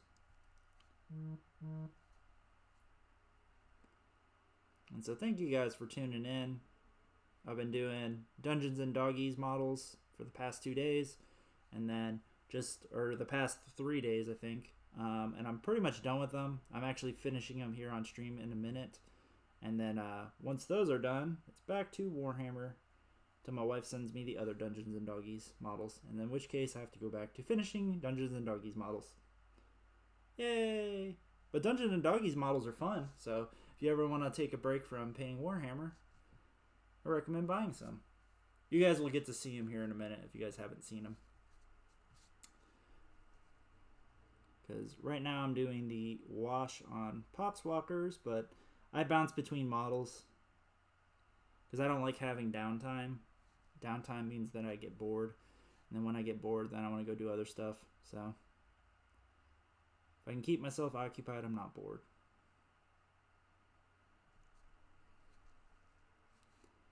Also, I try not to take too many breaks while on live streams. That way, there's no dead time. Except for yesterday, or what was it? Yesterday that I did the last? No, maybe it was 2 days ago. Did a live stream and I ended up spilling my entire pot of Athonian Camoshade on live stream. That was really fun.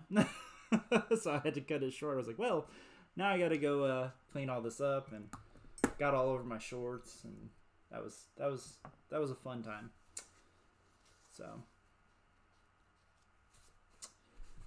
okay, so I'm checking. Yeah. So on the old ones, I did definitely do all the little worms or all the little maggots on my Poxwalkers. I do highlight them with purple just to kind of make them stand out a little bit. So I'm going to do that on this one too. And it's a light wash paint. That's it. Basically, my Poxwalkers, I just do all washes. So yeah, it did suck. That's hence why I only have that much Athonian Camoshade left. Literally, I lost the whole pot. It was brand new. So yeah, no, I had opened it to transfer. I had just a little bit left in the old one. I was like, oh, you know what? I'll transfer this real quick. Throw out this pot. And I poured the old one into the new one. I was like, sweet. And I went to move the pot away, and my hand clipped it, and it just went everywhere. And it was terrible. Luckily, I was able, because it poured down the mat here, so luckily I was able to close my legs fast enough that it all pooled in my lap. So none of it got on the floor, thank God, because I would have been super mad at myself. I have a towel on the floor just in case something like that happens, but yeah, that would have been horrible. And so I caught it all in my lap, but yeah, I lost a bunch of paint. So literally lost like $8 in paint right there. It does suck, but hence, we've all been there though. I know a lot of people have had worse paint accidents than I have, so. Other than that, I've lost a whole pot of Nuln oil when it spilled in my palette. That happened once. But that's it. Like, I haven't had too many other crazy ones though. Okay. So literally all I did was go through, and as you guys can see, just the little maggots are purple now. So I just kind of went through, wash painted them real quick. Those are done. Next, let's go ahead and do the Seraphim Sepia.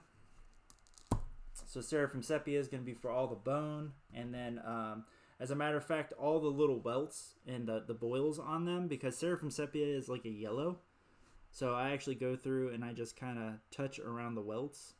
And as you guys can see, hopefully it picks them out a little bit and just kind of adds a splash of color to their skin that just makes those boils stand out a little bit. Now I did this on all the other ones, hence why I'm doing it here. And I'm a little messy with it because I don't mind if it gets a little bit on the skin around it. Because if anything, it just kind of yellows up the skin a bit, just breaks up the green.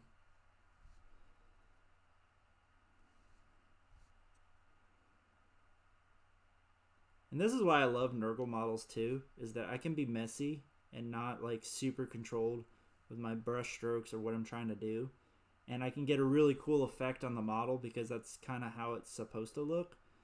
I do. I love painting Nurgle models. Like, I'm actually having a lot of fun painting just these couple Poxwalkers. So, maybe I'm just a masochist, I don't know. And then the yellow is also used for all the bony bits. So, for the bone spars coming out of his hand. The bone coming out of his head here. Really quick. Boom. Hit the backside here. That was a lot of fun having Jorg here. Or Georg. Georg. Georg. I don't know. I'll still work on it. Man. Alright. So there's that. And then let me go ahead and Seraphim Sepia the other guy.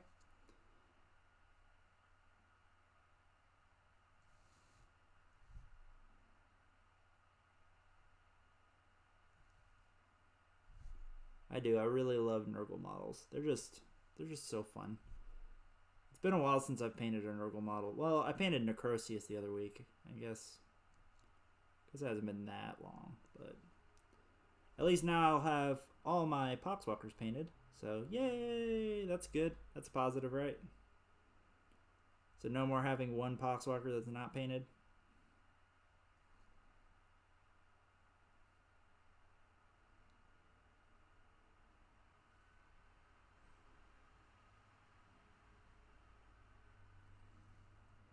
Alright, and then I'm just going to get the bone spars here. Yeah, I didn't highlight the bone spars either, so... Man. I did not do a lot of advanced techniques when I started, but then again, it was like my first few models. Literally, the Poxwalkers were the very first unit that I painted when I got back into 40K. I mean, it's still light years ahead of where I was back in 5th edition when I was painting. I got pretty good by the end, but I still wasn't... I've definitely gotten a lot better than I did even at the tail end of 5th. So...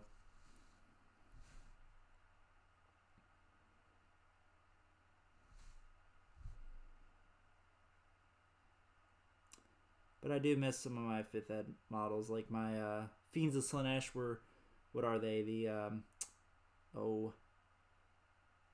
dinosaur, the Saurus Riders or something like that. Like the raptor looking guys. So I took those and I cut off the arms and I glued like demonette claws to them. So they look like basically raptors with demonette claws. So those were my Fiends of Slaanesh. I loved them. I loved how they turned out. They were pretty cool. So... And I haven't seen anybody use that idea since then. I think I'm the only one in the world that ever thought of doing that, but... Then again, back in the day, demons were kind of rare. So, back in 5th edition, very few people played demons. Because they were pretty crappy. They only had one list, which was Fate Weaver. Which I ran into the ground. But man, I love that list. A lot of fun. Having rerollable invo saves is always fun.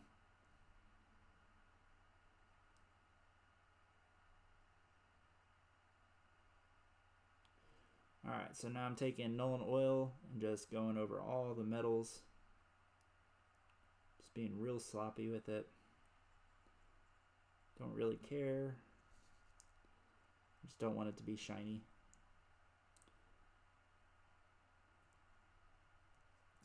I think this will match pretty closely to where the other Poxwalkers are at. So, nice dirty paint job, but it'll make them blend in with the other Poxwalkers. So, yeah, because if you look at my cultists, like the original cultists I did, and you compare them to the cultists I just did the other week, it's definitely a difference, but they're different units too. So that's the neat part about them is that you know, I've got 3 different cultist units. They're all painted to different standards because one of them I didn't paint. I just use it because when I bought them, they were pre-painted. So when I put them on my display board, those are the guys that hide in the back because they're definitely not up to my par. But hey, at least they're painted, right? So, and there we go. So let's go ahead and compare him next to his old buddy. And you can see they look very, very similar. Very similar. I know it's got to dry some, but very, very similar. So that's exactly what I'm going for. And voila. So let me go ahead and Nuln Oil up the last one. And then I'll just have to put base paint on them. Base paint and highlight the base paint. So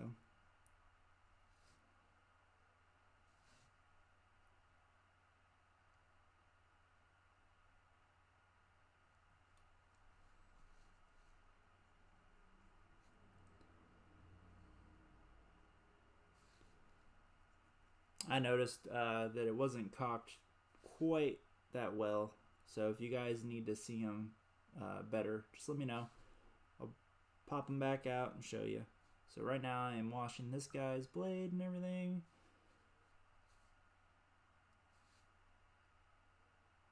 Tubes the same way. Everything the same way.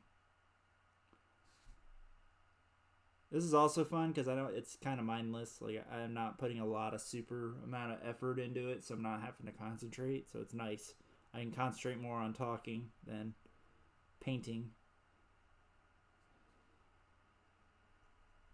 Alright, so there's this guy too.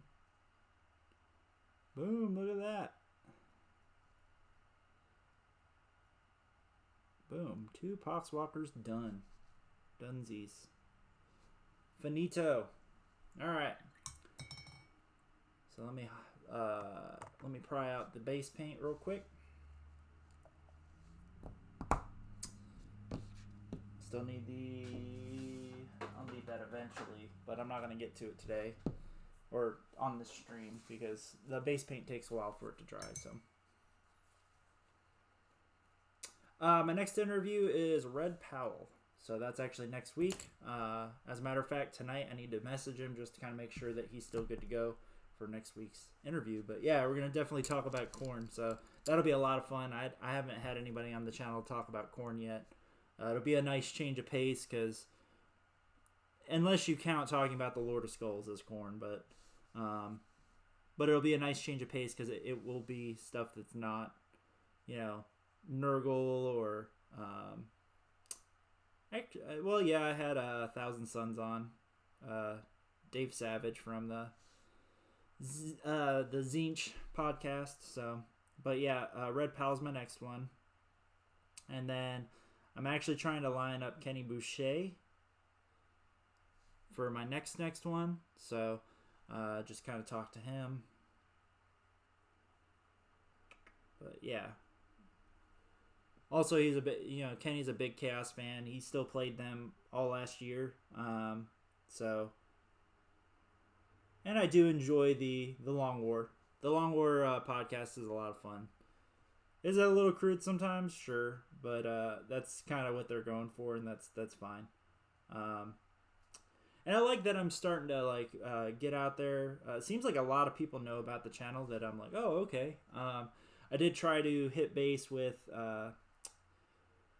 so Bobby Halls, who was in here earlier, Custodian Sloth on the Discord channel.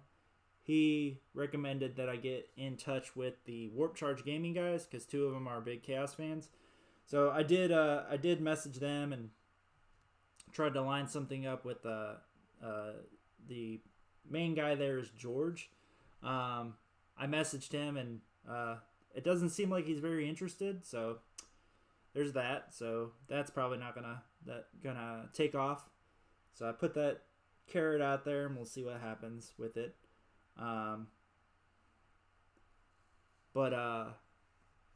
Yeah, so I tried to do Warp Charge Gaming. I still have Don. Don just had his kid. So congrats to Don, if you guys are fans of Don Hoosen. So he just literally had his kid. Same with Austin Wingfield. Austin just had his kid too. So those guys I think will be out of the... You won't really hear those names for a while. So I am going to try to line up something with TJ when TJ's back in his mojo. Nick Nanavati is actually talking about coming over to Chaos, so I'll probably end up doing something with him. Because I've got leads right to him, right? Because he works with TJ, and I can ask TJ if he'll ask. Because I know Nick Nanavati's he's not big on doing interviews with he's kind of a big name in 40K, so which I get. He's more or less like a 40K celebrity, so it'll probably be hard if I were to reach out to him and see. I mean, I might just do that. He pops up on my Facebook all the time, so maybe I'll just message him. If anything, I can get his thoughts on the meta overall. But, yeah. I could always do Scary from Scarredcast again. Just to kind of talk about Drukari again, because that's his jam, you know what I mean? But I do prefer to bring Chaos guys on. I'd like to get Jork. Maybe I said it right that time. I'd like to get him on, but he was really forthcoming with info, you know what I mean? But it seems like he's real busy. So, Bethany Taylor, so she's the one that's been doing really well with Beast of Nurgle. So, I think she wants to go, if she can win a GT or something, come on the channel. Trill Cosby, I don't know what his real name is. I should probably ask him. But, he's on the Discord channel, and he does really, really well with Chaos. He said that he would definitely do a Chaos chat, but he wants to wait till he actually wins a GT. So I've got him that I could. So, and I am trying to get like more obscure names on the channel too. Because I know we've got our big names, and those do drag a lot of views. Like I did Matt Moore Solely, which he is actually a big name, but his video doesn't get very many views. But I want to get those more obscure guys on the channel to talk about their thoughts of Chaos, talk about, you know, things that maybe some of the big names that we all know and love aren't thinking of. So, because I think that there's a lot of valid thoughts. There's a lot of guys out there that are doing amazing things with Chaos. You just don't hear people, they're not like a household name, you know. Like Don Hooson, he got big after Bay Area Open. Now everybody knows who he is. Austin Wingfield's been just a staple of the Chaos community for many, many years. So, you know, everybody knows who he is. But we do have all these up-and-comers. You know, TJ Lanigan. TJ Lanigan is obviously a big Chaos fan. So, which I love the fact that he came out. He's super willing to come on the channel as many times. He's like, yeah, man, just whenever you want me on. So I'd love to get him back, but I don't want it to be like TJ and James chat hour. Because that's what it would turn into. Plus, he does that stuff on the side with the Art of War stuff. So he's got his own thing. I don't want to take up all of his time, you know. But we'll just rename Chaos Chats TJ and James chat hour. I kind of like that. It's kind of funny. But yeah, so those are some interviews that I've got lined up. Yeah, working on it.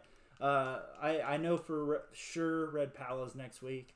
I just got to message him and verify. But yeah, so right now I'm going to rim the bases of these two Poxwalkers real quick, because that can dry while the base paint dries, right?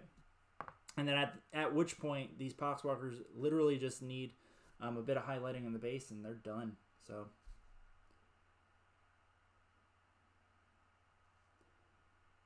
and so my Poxwalkers, I went through and re-rimmed all the bases because I was getting really confused.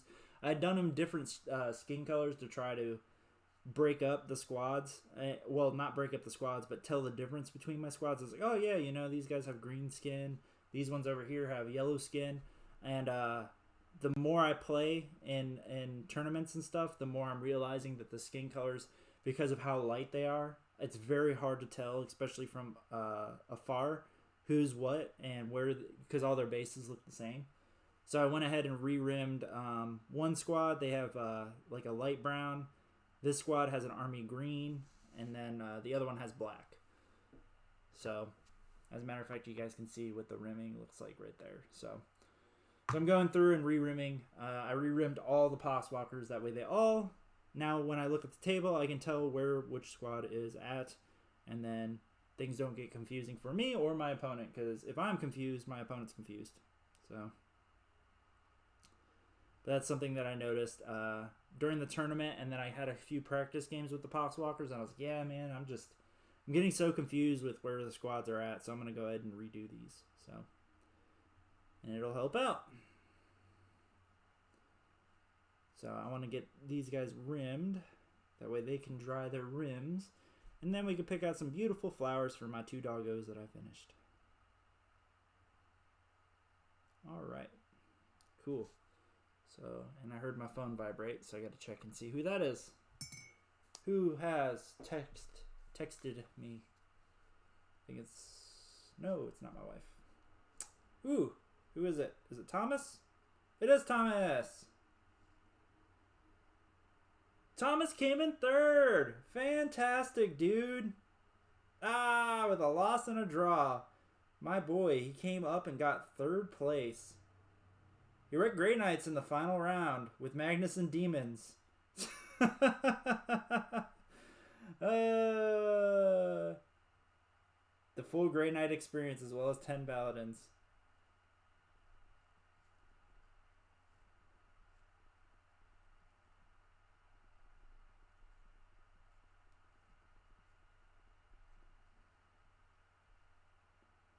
You know what? Maybe I'll line him up for a Chaos Chat.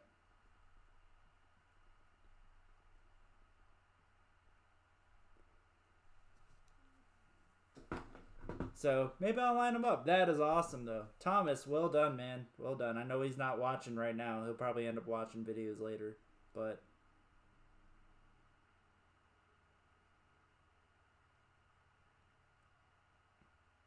yeah, that is awesome.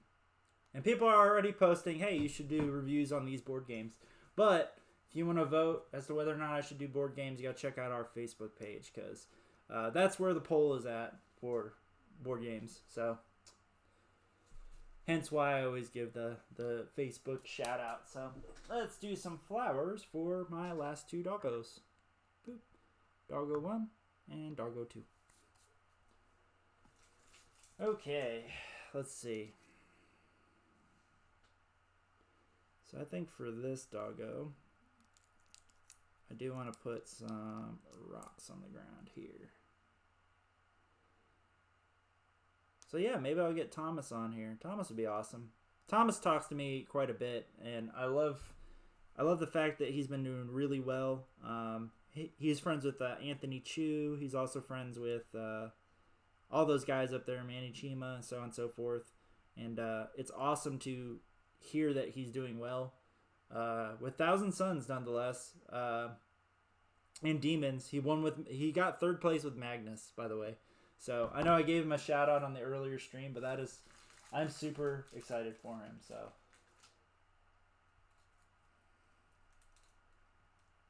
okay, so we did a tuft of grass, and let's do a tuft of blue flowers because this guy's got a blue tunic.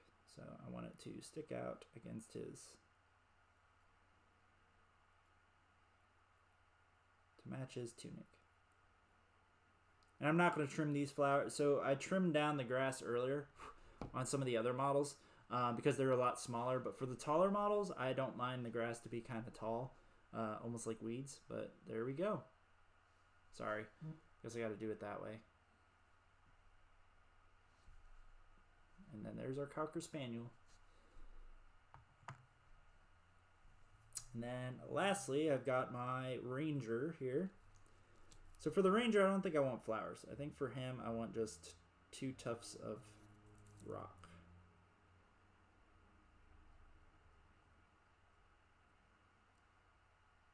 There we go. I need to trim this grass because it's kind of overhanging the side of the base here.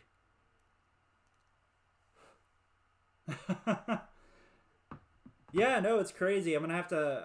I asked him if he wants to do a chaos chat because I would love to hear how he tackled the that Grey Knights list. He said that was the finals, and he said he crushed it. So, and he said it was all the paladins and everything. So, but then again, Magnus would go really well into that. You would death hex the paladin squad, charge in, and he would just waste the squad. So, no, I'm interested to hear.